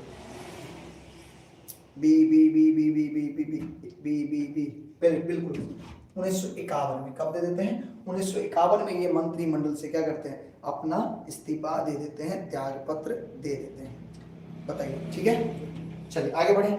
आगे, अंबेडकर दाह संस्कार कौन रीति रिवाज से होता? अंबेडकर जी का दाह संस्कार, देखिए हिंदू तो थे लेकिन बाद में बौद्ध धर्म को अपना लेते हैं, जैन और मुस्लिम। तो बताइए अंबेडकर का जो दाह संस्कार होता है वो बौद्ध के रीति रिवाज से होता है। किसके रीति रिवाज से? बौद्ध के रीति रिवाज से हो जाता है। परदेश क्या है भैया? ये यात्रा वृत्तांत है, और इसके लेखक कौन है? भाग नारायण झा। इनके लेखक कौन है? भाग नारायण झा है। आगे बढ़े। बाबा साहेब, याद रखिए बाबा साहेब के नाम से जानल है। बाबा साहेब के नाम से किनको हम जानते हैं? बताइए। बाबा साहेब के नाम से भैया हम भीमराव अम्बेडकर को जानते हैं। किनको जानते हैं? भीमराव अंबेडकर को बाबा साहब के नाम से जानते हैं, ठीक ना। आगे देखिए, अंबेडकर जयंती मनाओ लेते हैं, बताइए अंबेडकर जयंती कब मनाते हैं हम लोग? अप्रैल के महीना में, मई के महीना में, जून के महीना, अक्टूबर, 14 अप्रैल को मनाते हैं। अंबेडकर जयंती कब मनाते हैं? 14 अप्रैल को मनाते हैं ना हम लोग। 14 अप्रैल को जन्म हुआ था ना इनका, किनका बताइए? अंबेडकर जी का। कब हुआ था? 14 अप्रैल को हुआ था, याद रखेंगे, याद रखेंगे 14 अप्रैल को हुआ था इनका जन्म, यानी हम लोग 14 अप्रैल को मनाते हैं, यानी अप्रैल के महीना में मनाते हैं भैया। आगे देखते हैं, लॉ पढ़ाई पूरा करने के बाद अंबेडकर बैरिस्टर हुआ। बताइए लॉ जब वो पूरा कर लेते हैं, लॉ की जब ये पढ़ाई पूरा कर लेते हैं तो बताइएगा अंबेडकर जो है वो बैरिस्टर कहाँ बनते हैं? भारत में, अमेरिका में, बताइए लंदन में, जर्मनी में, बताइए आप लोग बताइए। 28 का सी कहेंगे भैया, लंदन में। कहाँ भैया? लंदन में बनते हैं बैरिस्टर। आगे, बाबा साहब राज्यसभा के सदस्य रहे कब तक? मृत्यु पर्यंत। राज्यसभा के सदस्य कब तक रहते हैं? जब तक मृत्यु होने पर, यानी मृत्यु जब तक नहीं होती है तब तक, यानी मृत्यु पर्यंत रहते हैं। संविधान सभा में प्रारूप समिति के अध्यक्ष कौन बनते हैं? संविधान सभा के प्रारूप समिति के अध्यक्ष बताइए। जवाहरलाल नेहरू बिल्कुल नहीं, राजेंद्र प्रसाद बिल्कुल नहीं। ये तो भैया ये थे अध्यक्ष, ये क्या थे? संविधान सभा के अध्यक्ष बनते हैं राजेंद्र प्रसाद। लेकिन प्रारूप समिति के अध्यक्ष कौन बनते हैं? भीमराव अंबेडकर, याद रखिएगा। प्रारूप समिति के अध्यक्ष कौन बनते हैं? भीमराव अंबेडकर बनते हैं भैया। आगे देखिए, अंबेडकर इंडिपेंडेंट लेबर पार्टी की स्थापना करते हैं, आपको पता है अंबेडकर जी इंडिपेंडेंट लेबर की नहीं पार्टी की क्या करते हैं? स्थापना करते हैं। अब मुझे बताइए ये कब करते हैं? बताइए तो, बताइए कब करते हैं ये? कब करते हैं भैया? ऑप्शन क्या है? 36, 37, 38, 40। याद रखिए 1938 में करते हैं। कब करते हैं? 1938 में करते हैं, याद रखिएगा, याद रखिएगा कब करते हैं? 38। आगे देखते हैं, स्वतंत्र भारत पहल कानून मंत्री बताइए। स्वतंत्र भारत का पहल कानून मंत्री भीमराव अंबेडकर, सुचेता कृपलानी, डॉक्टर राधाकृष्ण पंडित ने। देखिए भीमराव अंबेडकर जो है स्वतंत्र भारत के पहले कानून मंत्री बनते हैं। भारतीय संविधान निर्माता डॉक्टर भीमराव अंबेडकर शीर्षक के लेखक कौन है? देखिए 25, 16, 18, 24 कितना सारा क्वेश्चन पूछा जाता है। ऑप्शन है भाग नारायण झा, हरिमोहन झा, राजमोहन झा, लक्ष्मण झा। हम कहेंगे भैया राजमोहन झा, ठीक ना। आगे बढ़ते हैं, भीमराव अंबेडकर है, बोलते कुछ और लगा तो कुछ और। कहाँ लगा है? भाग नारायण झा में तुम्हारे बोले हरिमोहन झा। नहीं, आप गलत सुने। भाग नारायण भीमराव अंबेडकर के जन्म का यहाँ मिले, बताइए तो भैया। 230 का आपने गलत कर दिया। 230 क्या है भैया? क्या हमने गलती किया है बताओ? अंबेडकर इंडिपेंडेंट पार्टी की स्थापना कब करते? सही तो है, 1938 में ही करते हैं। 230 कब कर रहे हैं बताओ आप लोग? अंबेडकर इंडिपेंडेंट पार्टी की स्थापना, रुक जाइए हम भी देख लें, बताइए इंडिपेंडेंट पार्टी की स्थापना कब करते हैं? कब करते हैं बताइए आप लोग? ए में 230 का गलत, हमको भी लग रहा है ए होना चाहिए। देख लेते हैं, देख लेते हैं, मुझे थोड़ा चेक कर लेते हैं। इंडिपेंडेंट पार्टी की स्थापना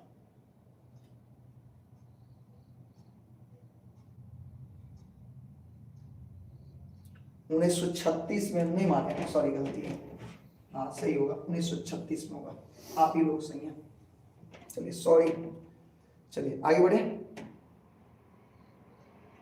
और सब सही है, सही है ना। चलिए आगे बढ़े हम लोग, आगे बढ़े जाए, चलते हैं आगे बढ़ते हैं। बताइए ये सब तो ठीक है, आगे बढ़िए। भीमराव अंबेडकर के जन्म कया मिले? आपको पता होगा 14 अप्रैल, ऑप्शन बताइए। देखिए ऑप्शन क्या है? 14 अप्रैल 1891, 6 मई 1892, 5 मई 1800। देखिए सबसे पहले तो 14 अप्रैल देख लीजिए, 14 अप्रैल एक वो है, यानी 1891 ईस्वी में, ठीक है। आगे बढ़े, आगे देखिए डॉक्टर अंबेडकर अपन माता पिता के केमा संतान चल के 10वीं 12वीं 14वीं 8वीं, तो कहेंगे 14वीं संतान थे। ये क्या बात है? 14वीं संतान थे।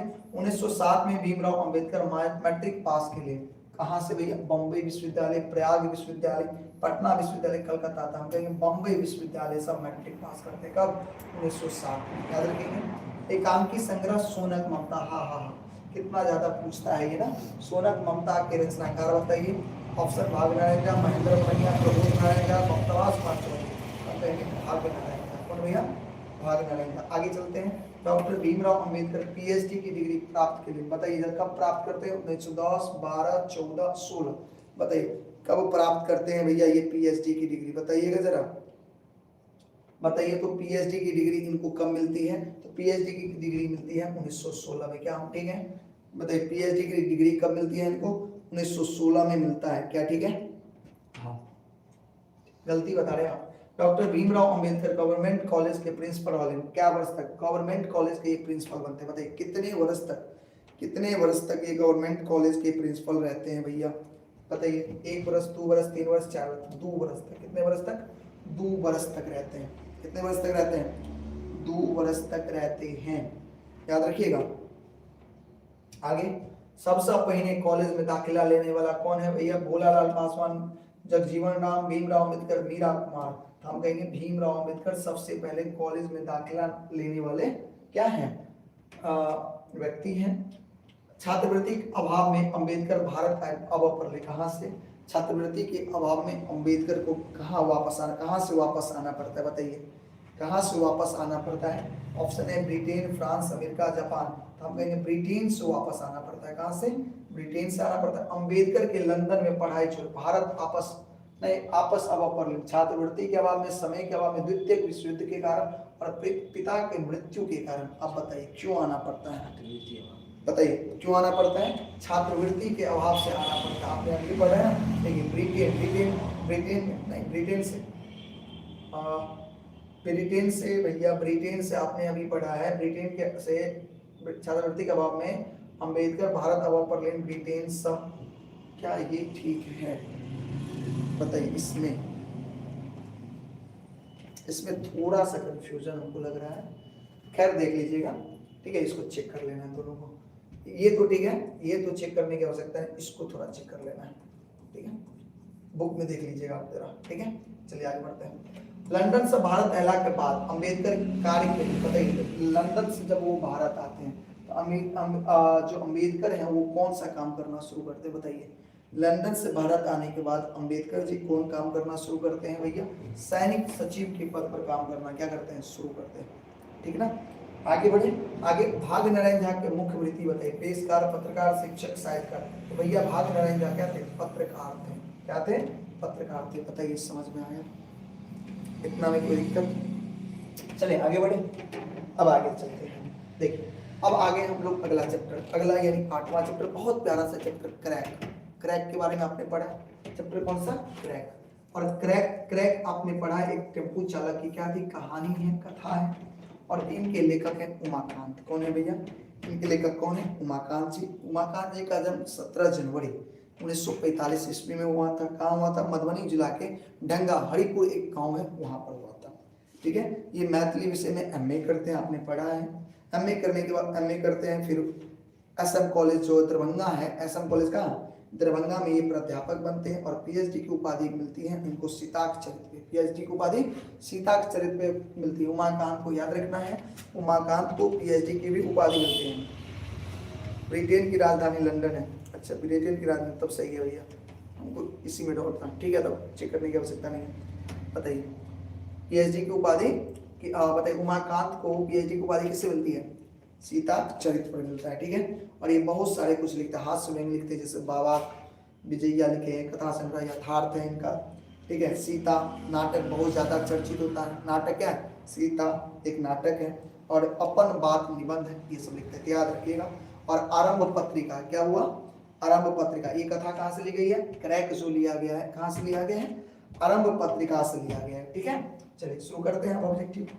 चलिए कथा शीर्षक घटित घटना मास के बाद बताइए किस मास की घटना है? चैत, बैसाख, जेठ, अखाड़।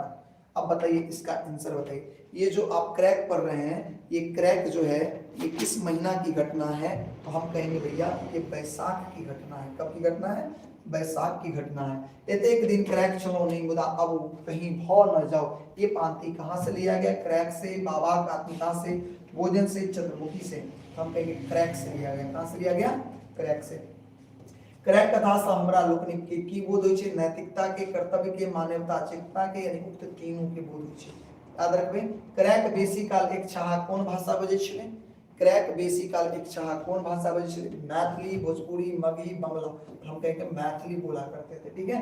अगला उमाकांत निवास स्थान बताओ, उमाकांत के निवास स्थान के नाम बताओ। सतलक्का, कसरोड़, निकासी है ढंगा हरिपुर तक। कहाँ थे भैया? ढंगा हरिपुर में रहते थे। कहाँ थे? ढंगा हरिपुर।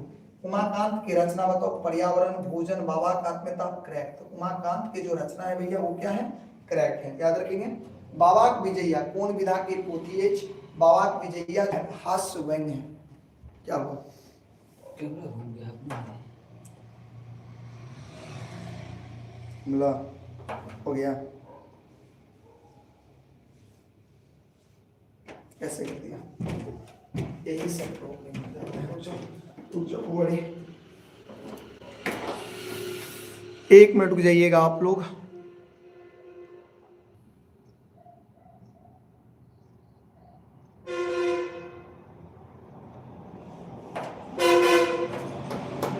चले आगे, बताइए कोई दिक्कत है क्या? क्या बताइए, कोई दिक्कत? कोई दिक्कत है?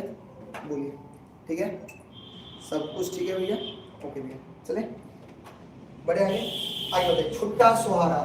छुट्टा सुहारा शब्द के मतलब की व्याकुल ताम से घनिष्ठ संबंध अंत संत। बताइए छुट्टा सुहारा का मतलब क्या होता है? बताइए आप। 250 से 51। तो 150 से 51 ना होता है? 250 सब्जेक्ट को था में बनाए थे ना। 350 है। अच्छा, बताओ, बताइए तो आप लोग। चेहरा पे चमक लाइए तो उदास हो जाते हैं। बताइए क्या है भैया? छुट्टा सुहारा का मतलब होता है घनिष्ठ संबंध। क्या होता है? घनिष्ठ संबंध। कहीं पानी लाना। क्रैक कथा छवि बताओ। क्रैक जो कथा है, देखिए क्या कब पूछा गया? 2017, 2018, 2020, 2021, 2023, 2024। भाई कितना बार पूछा गया ये? कितना बार पूछा गया?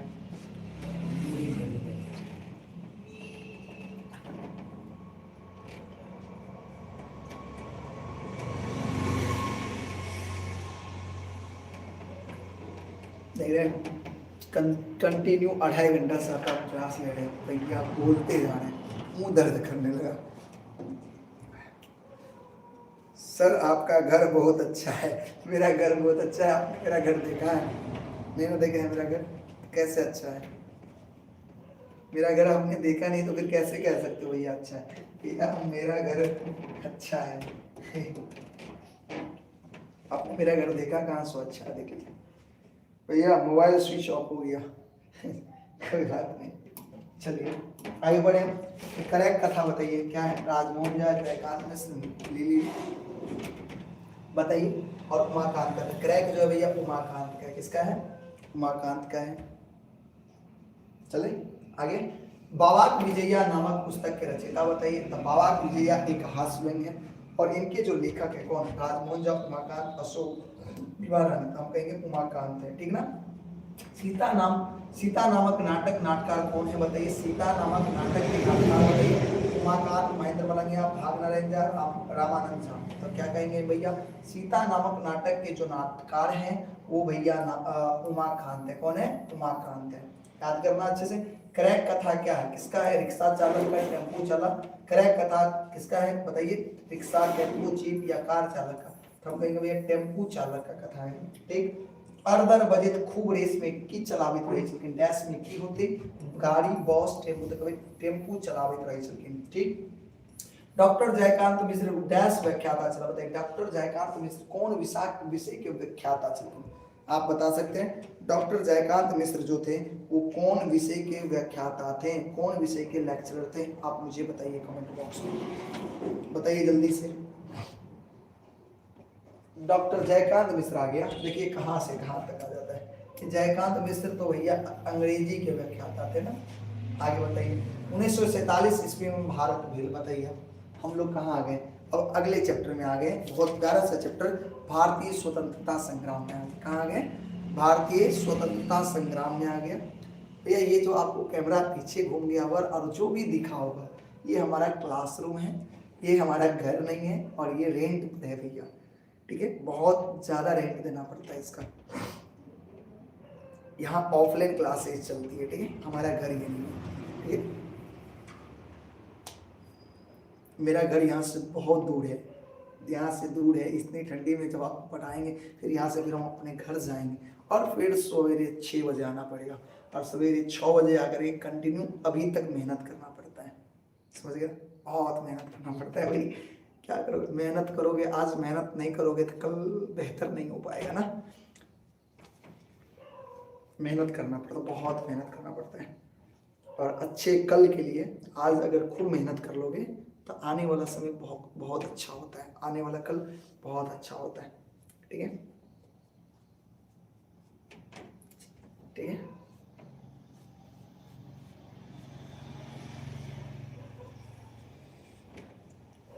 बताइए, इतना में कोई दिक्कत है क्या? अच्छा, हम बात कर लें अगला चैप्टर चलें। अगला चैप्टर की बात करें, भारतीय स्वतंत्रता संग्राम की बात कर रहे हैं, जिनके लेखक कौन है पता है? रत्नेश्वर मिश्र। लेखक कौन है? रत्नेश्वर मिश्र। इनका जन्म पूर्णिया जिला के विष्णुपुर एक गांव है, वहाँ पर। आप कहाँ पढ़ाते हैं? आप मधुबनी के बारे में जानते होंगे, मधुबनी जिला जानते होंगे। मधुबनी जिला में मेडिकल कॉलेज है, ठीक है, मधुबनी मेडिकल कॉलेज। वो मधुबनी मेडिकल कॉलेज कैटोला चौक पर स्थित है, ठीक है। और वही कैटोला चौक पर हमारी संस्था प्यारा सा है, स्टडी सर्कल, ठीक है। यहाँ पर सभी विषय की पढ़ाई होती है भैया। कहते हैं ना, पहला से लेकर के 12वीं तक का क्लास चलता है। 12वीं में साइंस आर्ट्स सारे चलते हैं, बहुत सारे टीचर्स हैं पढ़ाते हैं। ऑफलाइन में करीब 10 टीचर्स हैं जो ऑफलाइन में पढ़ाते हैं, और ऑनलाइन में फिलहाल अभी हम ही पढ़ाते हैं। और अगले वर्ष से उम्मीद करते हैं कि पूरा प्रयास रहेगा कि सारे सब्जेक्ट हम सभी बच्चों को पढ़ा पाएँ, ठीक है। इंटरमीडिएट की भी पढ़ाई करवाएं, ठीक है। चले शुरू करें आगे। तो हम बात कर रहे थे रत्नेश्वर मिश्र के बारे में। रत्नेश्वर मिश्र जो है भारतीय स्वतंत्रता संग्राम के लेखक हैं। अगर इनकी जन्म की बात करें तो इनका जन्म कब हुआ था? 1 फरवरी 1945 में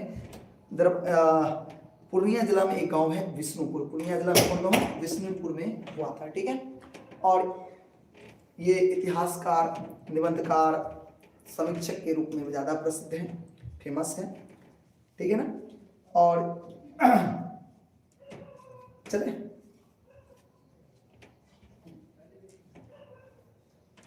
बताइए, एक बच्चा कह रहा है फ्रॉम मधुबनी नियर आपके स्टडी सर्कल। बहुत सुंदर है भाई। चलो आप लोग अच्छे से करो, ठीक है। मेहनत आज अच्छे से करोगे तब अच्छा रिजल्ट आप करेगा, ठीक है ना। जो सोया सो खोया, कहावत है, जो सोया सो खोया, जो जागा सो पाया, ठीक है ना। तो वैसा होना चाहिए। आप अगर जाग रहे हो, आज मेहनत कर रहे हो, आने वाला कल बहुत अच्छा आएगा।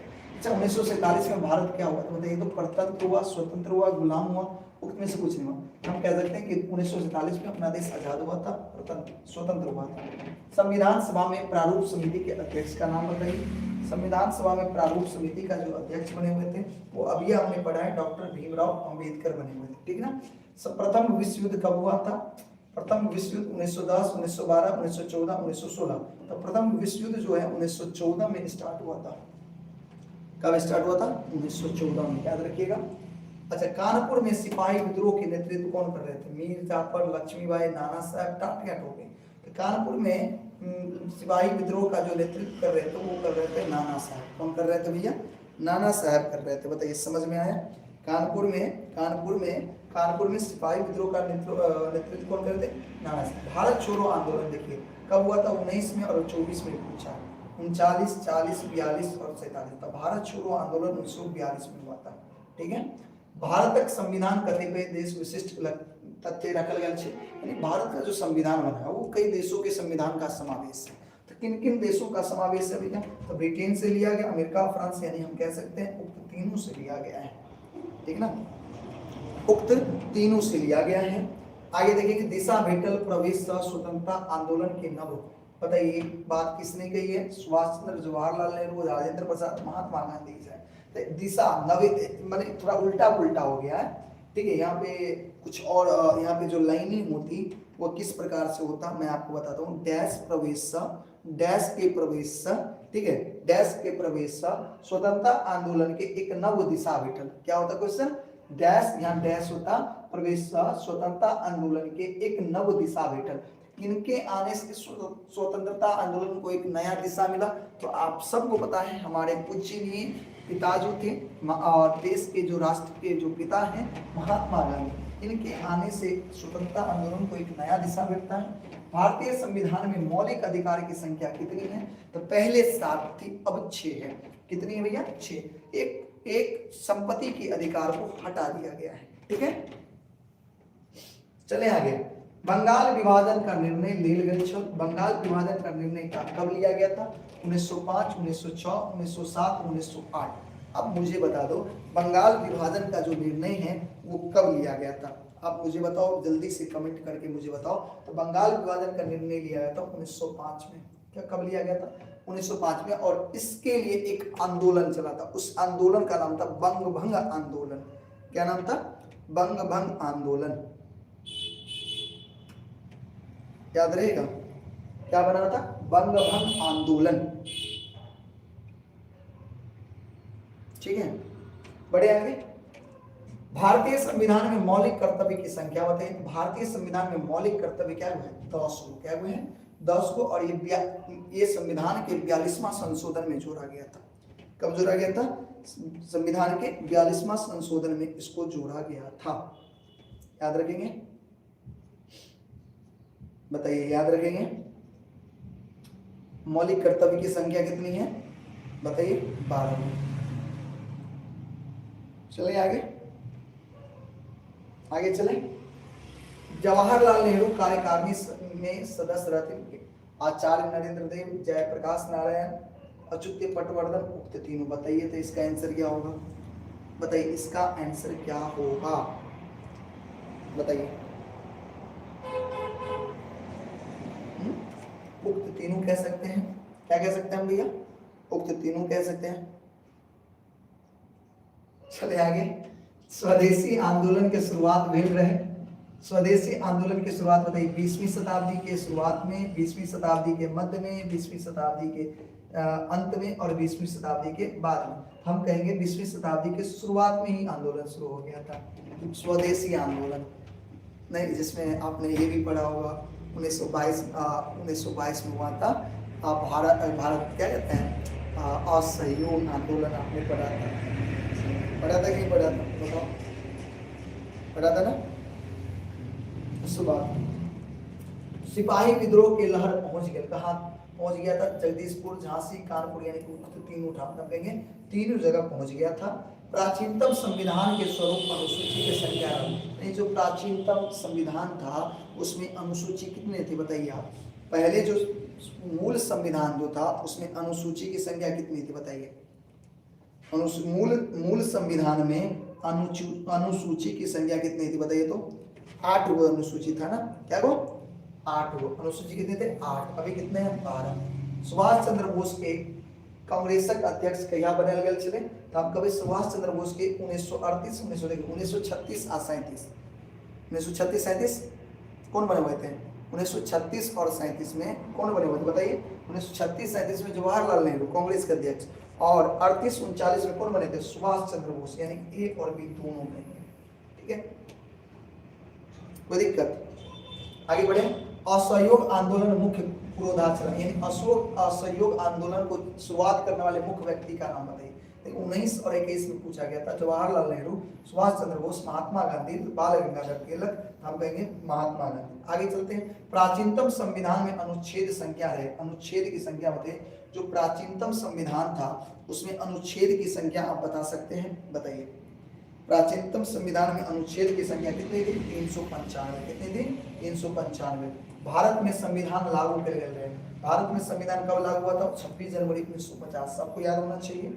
आगे उगनाक के दयावाद। उगनाक दयावाद साहित्यक विधा के रूप में परिगणित है। बताइए। उगनाक दयावाद साहित्यक विधा के रूप में परिगणित है। कथा, उपन्यास, संस्मरण और निबंध। बताइए क्या होगा? बताइए तो क्या होगा? बताइए बताइए बताइए क्या होगा? उपन्यास के रूप में। किसके रूप में है भैया? उपन्यास के रूप में। भारतीय संविधान में कैटा खंड 6, 5, 6, 8, 22 था। मूल में 22 था, अभी क्या पूछे 25 था, याद रखो। भारतीय संविधान में कितने पेज है बताओ तो, भारतीय संविधान में कितने पेज है बताओ जल्दी से, भारतीय संविधान में कितने पेज है? भारतीय संविधान में 350 पेज, भारतीय संविधान में 350 पेज हुआ, याद रखबे। नहीं ये 271 गलत है भैया, 271 कौन है भैया, 271 प्राचीनतम संविधान में अनुसूची क्या है, अनुसूची ना 8 था ना भाई। मूल संविधान, प्राचीनतम संविधान में, प्राचीनतम संविधान में, संविधान में मूल सूची बताइए।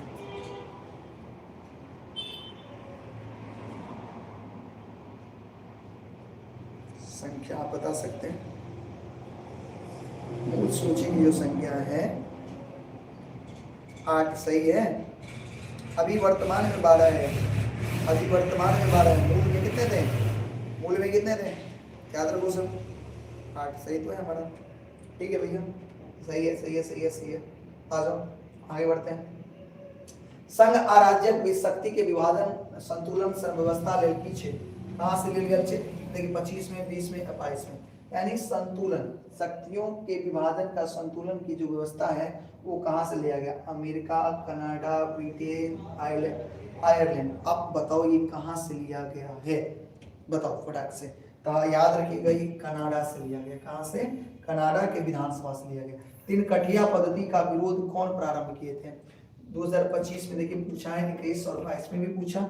जवाहरलाल नेहरू, सुभाष चंद्र बोस, महात्मा गांधी और राजकुमार शुक्ल। हम कहेंगे महात्मा गांधी। क्या कहेंगे? महात्मा गांधी ने किया था। बताइए समझ में आया? बताइए समझ में आया भैया? आगे बढ़े। आगे रत्नेश्वर, रत्नेश्वर होगा, रत्नेश्वर मिश्र गांव जिला अंतर्गत। रत्नेश्वर मिश्र के गांव का जिला बताइए, दरभंगा, मधुबनी, पूर्णिया और समस्तीपुर। रत्नेश्वर मिश्र का जो गांव का जिला है पूर्णिया। क्या है? पूर्णिया। पूर्णिया का कौन सा गांव आप बता देंगे? विष्णुपुर। पूर्णिया का विष्णुपुर। आगे बढ़े। जगदीशपुर में सिपाही विद्रोह नेतृत्व कौन किए थे? 2018, 21 और 22 में पूछा गया। जगदीशपुर में सिपाही विद्रोह का जो नेतृत्व है जगदीशपुर में किसने किया था? कुंवर सिंह, रानी लक्ष्मी, नाना भाई हम कहेंगे कुंवर सिंह ने किया था। किसने किया था? कुंवर सिंह ने किया था भैया। याद रखोगे? बताओ याद रखोगे?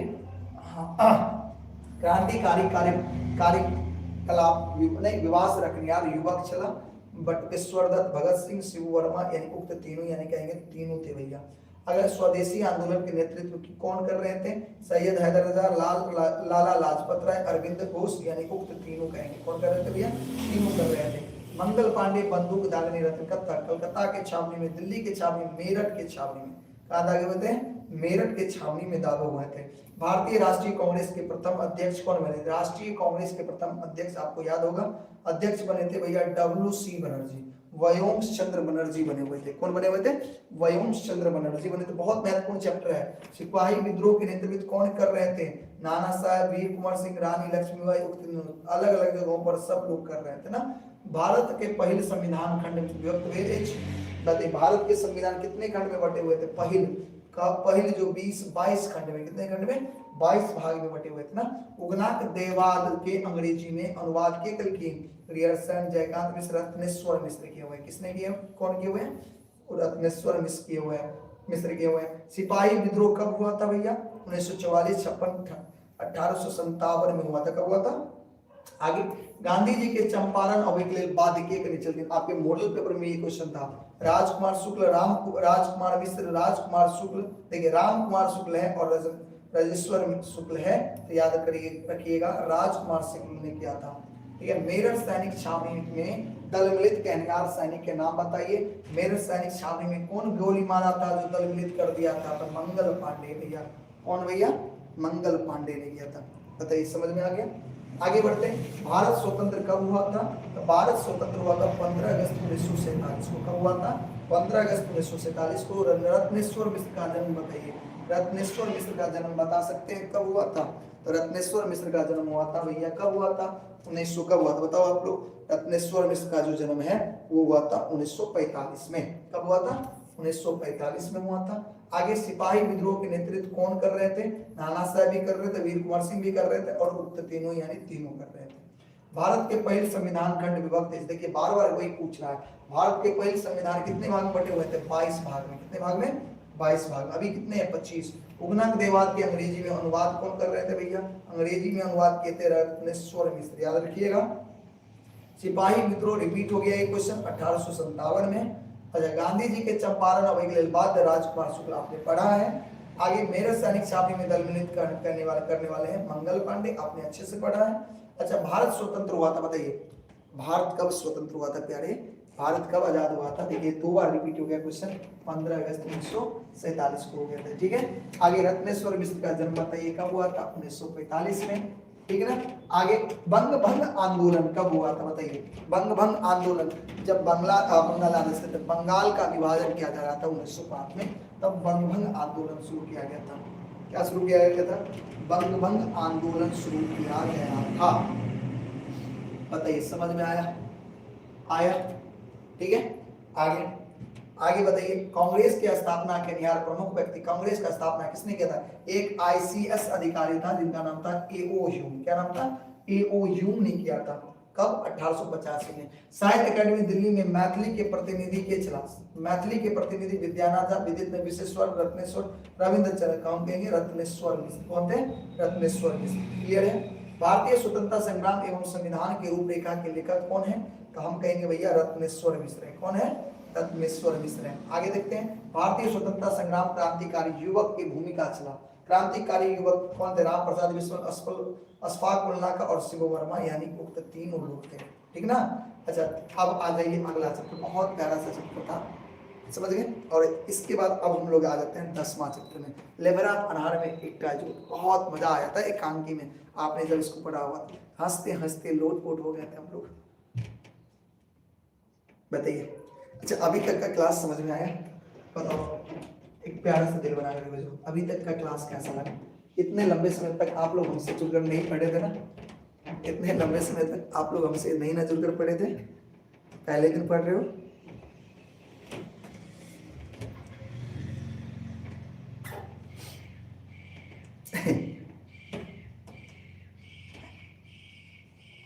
थके नहीं ना हो?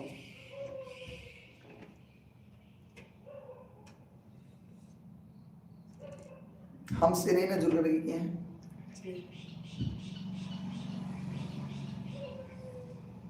माइक के दम तोड़ दिया। क्या करोगे? थोड़ा आप लोग सहयोग करो, थोड़ा क्लास सबको शेयर किया करो दोस्तों में, ताकि भैया थोड़े से सब्सक्राइबर बढ़ेंगे तो हमारी भी कुछ इनकम हो जाएगा। इनकम होगी नहीं, आगे कर नहीं पा, अभी तो बड़ी गरीबी चल रही है हमारी भाई। चलो चलते आगे।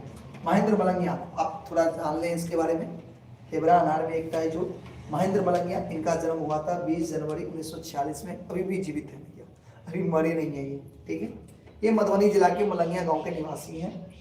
ये मैथिली के विभिन्न समस्या के ऊपर बहुत नहीं नाटक लिखते हैं, नुक्कड़ नाटक लिखते हैं, एकांकी लिखते हैं, बहुत कुछ लिखते हैं। जैसे ओकर आंगन 12 मासा, जुएल कनकनी, ग्राम काम नहीं सुते, काटक लोक। ठीक है, उसके बाद राजा सलेश, कमला घातक नहीं, कमला घातक, राम लक्ष्मण सीता, लक्ष्मण रेखा खंडित, एक कमल नूर में, उस जार की माघ जार, खिचड़ी, इन सब के ये लेखक है। ठीक है, इनको बहुत सारा सम्मान भी मिला है, साहित्य सम्मान मिला है, जी.आर. चेतना पुरस्कार मिला हुआ है। ठीक है, और बहुत कुछ मिला है। इस बार इनको पिछले वर्ष जो है इनको भैया क्या मिला पता है? इनको साहित्य अकेडमी का भी पुरस्कार मिला, लेकिन अभी बुक अपडेट नहीं किया तो आपको उस पर नहीं दिखाना है। ठीक है, चलिए आगे चलते हैं। तो महेंद्र मलंगिया का नाटक क्या है, किसके समस्या पर है? तो ये मैथिल समाज के विभिन्न समस्या पर जो होता है उन पर लिखा गया है। ठीक है, याद रखेंगे।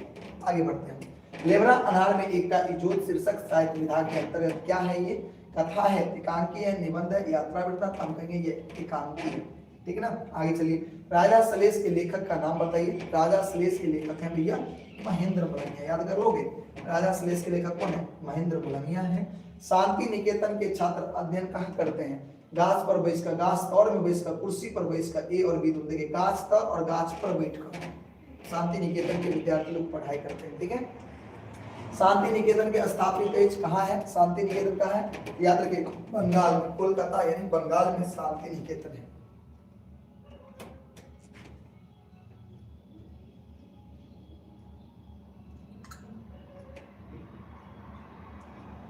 चले आगे, लक्ष्मण रेखा खंडित के रचनाकार बताइए। अब ये बताएं महेंद्र मलंगिया कौन है?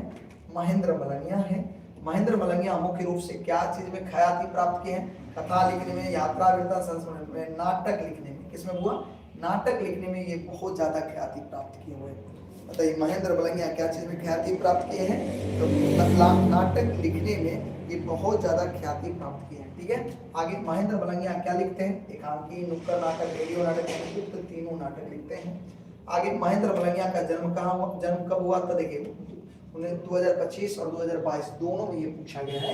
तो महेंद्र मलंगिया का जो जन्म हुआ था आप मुझे बताइए। महेंद्र मलंगिया का जन्म 20 जनवरी 1946 में हुआ था। कब हुआ था? 20 जनवरी 1946। ज्वेल कनकनी के लेखक, ये भी भैया कौन है भैया इनके लेखक? महेंद्र मलंगिया। लेखक के जितने सारे रचना है उसको अच्छे से याद रखिए। महेंद्र मलंगिया पुरस्कृत किए गए प्रबोध साहित्य सम्मान से, यात्री चेतना पुरस्कार से, चेतना समिति सम्मान से, उक्त तीनों से हम कह देंगे। ठीक है, लेबरा अनार में एकटा युद्ध के रचनाकार कौन है? तो इनके रचनाकार है महेंद्र मलंगिया। ठीक ना, महेंद्र मलंगिया क्या लिखते हैं? एकांकी नाटक, नुक्कड़ नाटक, रेडियो नाटक, यानी उक्त तीनों लिखते हैं। क्या लिखते हैं?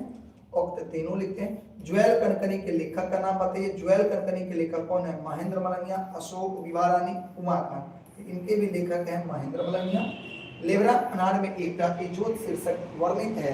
गांव घर ज्वलन समस्या पर, गांव शहर की समस्या, सरकार उपेक्षा, जन समस्या पर। तो देखिए ये गांव घर की एकटा समस्या पर है।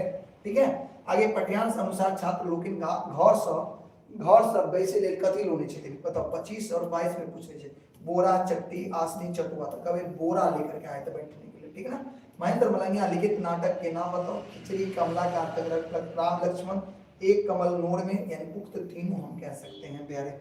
बताइए समझ में आ रहा है? समझ में आ गया? आगे बढ़ते हैं। शांति निकेतन की स्थापना करने वाले व्यक्ति का नाम बताइए। विश्व कवि रविंद्रनाथ टैगोर, अरविंद घोष, क्या है महामना बाल गंगाधर तिलक, महात्मा गांधी। तो हम कहेंगे विश्व कवि रविंद्रनाथ ठाकुर ने शांति निकेतन का स्थापना किया। ठीक है, गांव नहीं सुटे के लेखक कौन है? महेंद्र मलंगिया। कौन है लेखक? महेंद्र मलंगिया। याद करके जाएंगे। महेंद्र मलंगिया क्या लिखे हुए हैं? लेबरा अनार में एकटा इजोत लिखे हुए हैं। क्या लिखे हुए हैं? लेबरा अनार में एकटा इजोत। ठीक ना, आगे अशोक के लिखल मैथिल आंख। अब देखिए अगला चैप्टर आ गया, बावाक आत्मीयता। अगला चैप्टर क्या नाम है? बावाक आत्मीयता। और इनके लेखक कौन है? अशोक। कौन है भैया? अशोक हैं।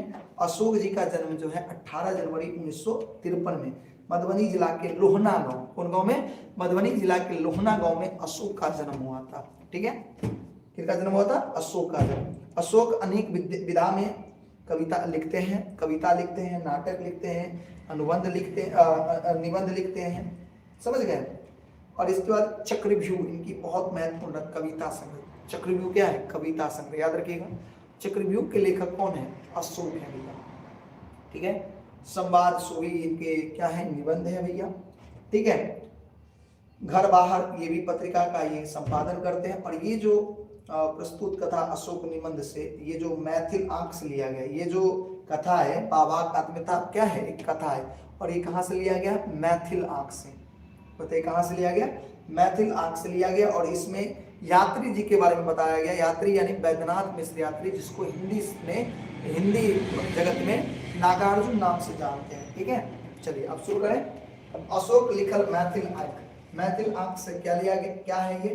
कथा संग्रह है। क्या बताइए क्या है ये? क्या है ये? कथा संग्रह है। नहीं एक मिनट, ये निबंध है। सॉरी, ये जो लिखल मैथिल आंख है ये क्या है? निबंध है। कथा कहा गया, ये क्या है? निबंध है। याद रखिएगा, मैथिल आंख से लिया गया। अशोक लिखल विराट से कविता, कथा, निबंध, यानी सब कुछ लिखते हैं। आगे बावाक आत्मीयता शीर्षक लेख बताइए। शीर्षक बावाक आत्मीयता के शीर्षक के लेखक का नाम पूछ रहा आपसे। बताइए कौन है लेखक? अशोक है। कौन है? अशोक। अच्छा, बाबा के सबसे प्रिय मास के नाम बताओ। अगहन, पूस, अखाड़, कार्तिक। बाबा के सबसे प्रिय मास के नाम बताइए आप लोग। बाबा के सबसे प्रिय मास के नाम आप बता सकते हैं? बताइए बताइए बताइए। अगहन। कौन है? अगहन। कौन है? अगहन। आगे बढ़ते हैं। पाठ्यांशक अनुसार अगहन मास बताइए प्रिय रंग। अगहन मास किसको प्रिय था? यात्री जी को। किसको भैया? यात्री जी को। चले आगे। बाबाक आत्मता उद्धृत है। बाबाक आत्मता कहाँ से लिया गया बताइए, मैथिल नाक सा, कोई रातिक भोर सा, मातवर सा, घर भार सा। तो बाबाक आत्मता जो है वो मैथिल आंख से लिया गया है, ठीक ना। आगे अशोक के चक्रव्यूह, अब ये बताया तो बहुत महत्वपूर्ण है, एग्जाम के दृष्टिकोण से अच्छे से करके जाएगा। तो मुझे बताइए अशोक के चक्रव्यूह, अशोक चक्रव्यूह क्या है, ये कविता संग्रह है। क्या है, कविता संग्रह है, ठीक ना। मैथिल आंक निबंध जो है ये निबंध है, और समीक्षा लेखक का नाम बताइए। ऑप्शन है राजमोहन झा, अशोक, विभा रानी, लिली। हम कहेंगे अशोक। कौन है, अशोक है। यात्री जी क्या थे, ब्राह्मण बाबा, नागा बाबा, त्यागी बाबा, नहीं, वो परिवार के गांव घरक बाबा थे। कौन थे, परिवार के गांव घरक बाबा थे। आगे बाबा के नाम से संबोधित किनका कल गेल छे, काशी कांत मिश्र मधु, वैद्यनाथ मिश्र यात्री या एकांत मिश्र और नवीन चंद्र मिश्र। हम कहेंगे बाबा के नाम से संबोधित किए गए हैं वैद्यनाथ मिश्र यात्री को। मातवर कथा है, मातवर क्या है, कथा, और इनके लेखक कौन है, ऑप्शन है अशोक, राजमोहन झा, उमाकांत और भाग्य नारायण झा। तो हम देखेंगे इनके लेखक अशोक है। आगे यात्री उपनाम से विभूषित किए गए, यात्री उपनाम से किनको विभूषित किया गया, सीताराम झा, काशीकांत मिश्र, विद्यानाथ मिश्र, वैद्यनाथ विद्यानाथ झा और वैद्यनाथ मिश्र। हम कहेंगे वैद्यनाथ मिश्र को यात्री के नाम में लगाए, वैद्यनाथ मिश्र के नाम में लगाए, ठीक ना, कोई दिक्कत। आगे यात्री जी के उपन्यास के नाम बताइए, यात्री जी के उपन्यास याद है, देखिए पारो बलचनवा नवतुरिया सब कुछ है भैया, याद रखिएगा। अच्छा, वही रातिक भोर किनकर कथा संग्रह है, वही रातिक भोर के कथा संग्रह किनका है, ये अशोक का है। किनका है, अशोक का, याद रखिएगा। फिर बताइए वही रातिक भोर किनका कथा संग्रह है, अशोक का। आगे बाबा के पसीन छिल, बाबा को क्या पसंद था बताइए, गाछ वृक्ष, पोखर, माछ, सब कुछ। कहेंगे ये सब कुछ पसंद था। पसंद क्या नहीं था, भेदभाव, नहीं ऊंच नीच, ये सब नहीं पसंद था। बाबा में आत्मता, आत्मता का मतलब होता है अपनापन, अपनापन कथा से लोक संस्कृति, पुरखा लोक से राजनीति सब व्यवसाय तक, कभी लोक संस्कृति सब, कहां से वो, लोक संस्कृति सब। कोई दिक्कत बताइए, समझ में आ गया। आगे बढ़ते हैं, अशोक जी के जन्म कथा भी, अशोक जी के जन्म आपको पता है लोहना में, कहा हुआ था, लोहना, मधुबनी जिला के लोहना में इनका जन्म हुआ था, ठीक है। कहा हुआ था, कहा हुआ था, लोहना में इनका जन्म हुआ था। आगे की बात करें, अशोक जन्म बेली, अशोक के जन्म का बताइए, अशोक का जन्म कब हुआ था, बता सकते हैं आप, अशोक जी का जन्म कब हुआ था, तो हम कहेंगे 18 जनवरी 1953 में इनका जन्म हुआ था, ठीक है। आगे बढ़िए, भेड़ छिपा बात आता है, भेड़ छिपा बात आपने पढ़ा है, बहुत ही प्यारा सा क्या है, कथा है। भेड़ छिपा बात आपने पढ़ा है, बहुत प्यारा सा क्या है, कथा है। इनके लेखक कौन है, इनके लेखक हैं विभा रानी, जिनका जन्म 1959 में हुआ था, ठीक है। और मधुबनी जिला के ये क्या थे, अस्थायी निवासी थे, ठीक है। और इंडियन ऑयल कॉर्पोरेशन मुंबई में ये उप प्रबंधक के रूप में काम करते थे। इसका खोज से निकसत, याद रखिएगा, खोज से निकसत जो है इनका संग्रह है, जो बहुत ही चर्चित हुआ था। और प्रोफेसर हरिमोहन झा के कन्यादान एवं प्रभास कुमार चौधरी के राजा पोखर में कतेक मछली, इनके ये क्या थे, हिंदी में अनुवाद किए हुए थे, याद रखिएगा। चलिए आगे बढ़ते हैं, चलिए पढ़िए, बताइए। सर मैथिली से थोड़ा डर लगता है, डरने की क्या बात है मेरे भाई, अगर अच्छे से पढ़ोगे तो डर क्यों लगेगा। भेड़ छिपा भात कथा के अंत डैश सांस कोई थे, आप भेड़ छिपा भात का जब आप कथा पढ़ोगे तो देखोगे अंत में जो अंत जो होता है भैया, उसमें हर्ष नहीं होता, उल्लास नहीं होता, विषाद, विषाद मतलब दुख से अंत होता है, ठीक है। अगला, भेड़ छिपा भात शीर्षक रचयिता बताइए। भेड़ छिपा भात शीर्षक के रचयिता कौन है, विभा रानी। कौन है, विभा रानी है। जेमरे देखली खीर तेमरे बसली फिर, ये लोकोक्ति कहाँ से लिया गया है, भेड़ छिपा भात बाबा कथमिता भोजन क्रैक, हम कहेंगे भेड़ छिपा भात से लिया गया है, ठीक है। आगे विभा रानी के रचना का नाम बताइए, भेड़ छिपा भात भोजन चंद्रमुखी क्रैक, तो भेड़ छिपा भात देखिए विभा रानी की रचना का नाम है भेड़ छिपा भात। राजा पोखरी में कतेक मछली, देखिए इनके लेखक कोई और है, इनका हिंदी में अनुवाद किए थे विभा रानी, तो यहाँ लेखक का नाम पूछ रहा है, राजमोहन झा, राजकमल चौधरी, यात्री, प्रभास कुमार चौधरी। क्या आप बता सकते हैं, क्या आप बता सकते हैं, क्या आप बता सकते हैं राजा पोखरी में कतेक मछली, इनके लेखक कौन थे। तो राजा पोखरी में कतेक मछली, इनके लेखक थे प्रभास कुमार चौधरी। कौन थे, प्रभास कुमार चौधरी। खोज से निकसत कथा संग्रह के रचयिता विभा रानी। कौन है, विभा रानी। बतैया के पति क्या थे, बतैया के पति जो थे बुढ़वा थे, क्या थे, बुढ़वा। बतैया के पति क्या थे, बुढ़वा। अच्छा, कन्यादान उपन्यास के हिंदी में अनुवाद, देखिए हिंदी में अनुवाद पूछा जा रहा था, हम कहेंगे विभा रानी, हिंदी में अनुवाद विभा रानी। लेकिन कन्यादान के लेखक कौन है भैया? कन्यादान के लेखक कौन है? प्रोफेसर हरिमोहन झा। कौन है? हरिमोहन झा, याद रखिएगा। बतैया का मूल नाम बता सकते हैं? फुलेश्री, सुबिया, सुलोचना, पुनीता। तो बतैया का मूल नाम था फुलेश्री, ठीक है। बतैया गप पर किनका हंसी लगले? तो बतैया के गप पर रमपट्टी वाली के हंसी लगे छे। किनका? रमपट्टी वाली के हंसी लगे छे। बताओ, बतैया के गप पर किनका हंसी लगले? तो रमपट्टी वाली के हंसी लगे छे, ठीक है। बताइए, समझ में आ गया? आगे बढ़े। अच्छा, बतैया के कैटा संतान चले? दूटा, चारटा, पांचटा, छठा। बताइए, बतैया को कै गो संतान था? बताइए, बतैया को कै गो संतान था? आप ही लोग बताइए, बताइए, बतैया को कै गो संतान था? अरे रे रे, क्या हो गया?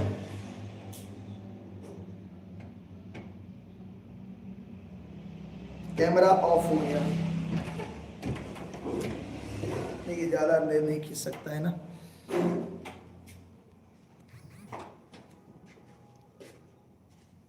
देखिए देखिए, जल्दी जल्दी है। 350 से ऊपर, अरे 356। हाँ, बस 2-3 है। बुआ बताइए तो। अब ठीक है, अब ठीक है, बताइए।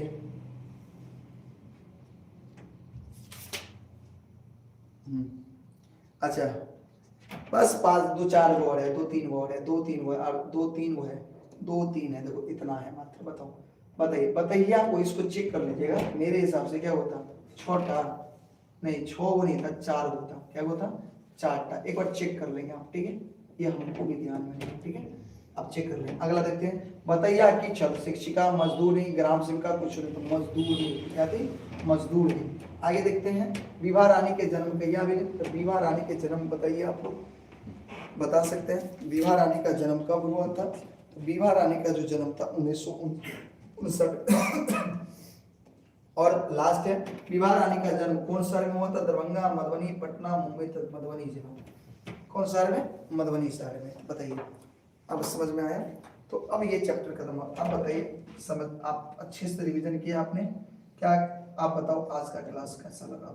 आज का क्लास कैसा लगा? अब बताओ, एक बहुत अच्छा मैराथन हो गया, 3 घंटा का हो गया कि नहीं हो गया? 3 घंटा का हमने 7:30 में शुरू किया था, और अभी समय हो रहे हैं 9:30, ठीक है। तो 3 घंटा का आपका क्लास ये रहा, और इसमें आपने गद्य खंड का सारा ऑब्जेक्टिव आपने कर लिया। अगर आप अच्छे से करके जाते हो तो एग्जाम में एक भी क्वेश्चन छोड़ करके नहीं आओगे। एग्जाम में एक भी क्वेश्चन नहीं छोड़ करके आओगे। चलिए, ठीक है। तो उम्मीद करते हैं आपका क्लास अच्छा रहा होगा, ठीक है। सब कुछ समझ में आ गया होगा। नहीं समझ में आया होगा, स्पीड में 1-2 बार और रिपीट करके देख लोगे, ठीक है। अपने दोस्तों को भी शेयर कर देना, ताकि पूरा गद्य खंड का ऑब्जेक्टिव देखने को उसको मिल जाए, ठीक है। मजा आ गया? चलिए, तो ठीक है। तो मिलते हैं फिर कल की क्लास में। तब तक आप लोग मन लगा कर पढ़िए, और कमेंट बॉक्स में जरूर बताइएगा कि आज का क्लास कैसा लगा, ठीक है। और अपने दोस्तों में भी शेयर करिएगा, ठीक है। चलिए, मिलते हैं, बाय।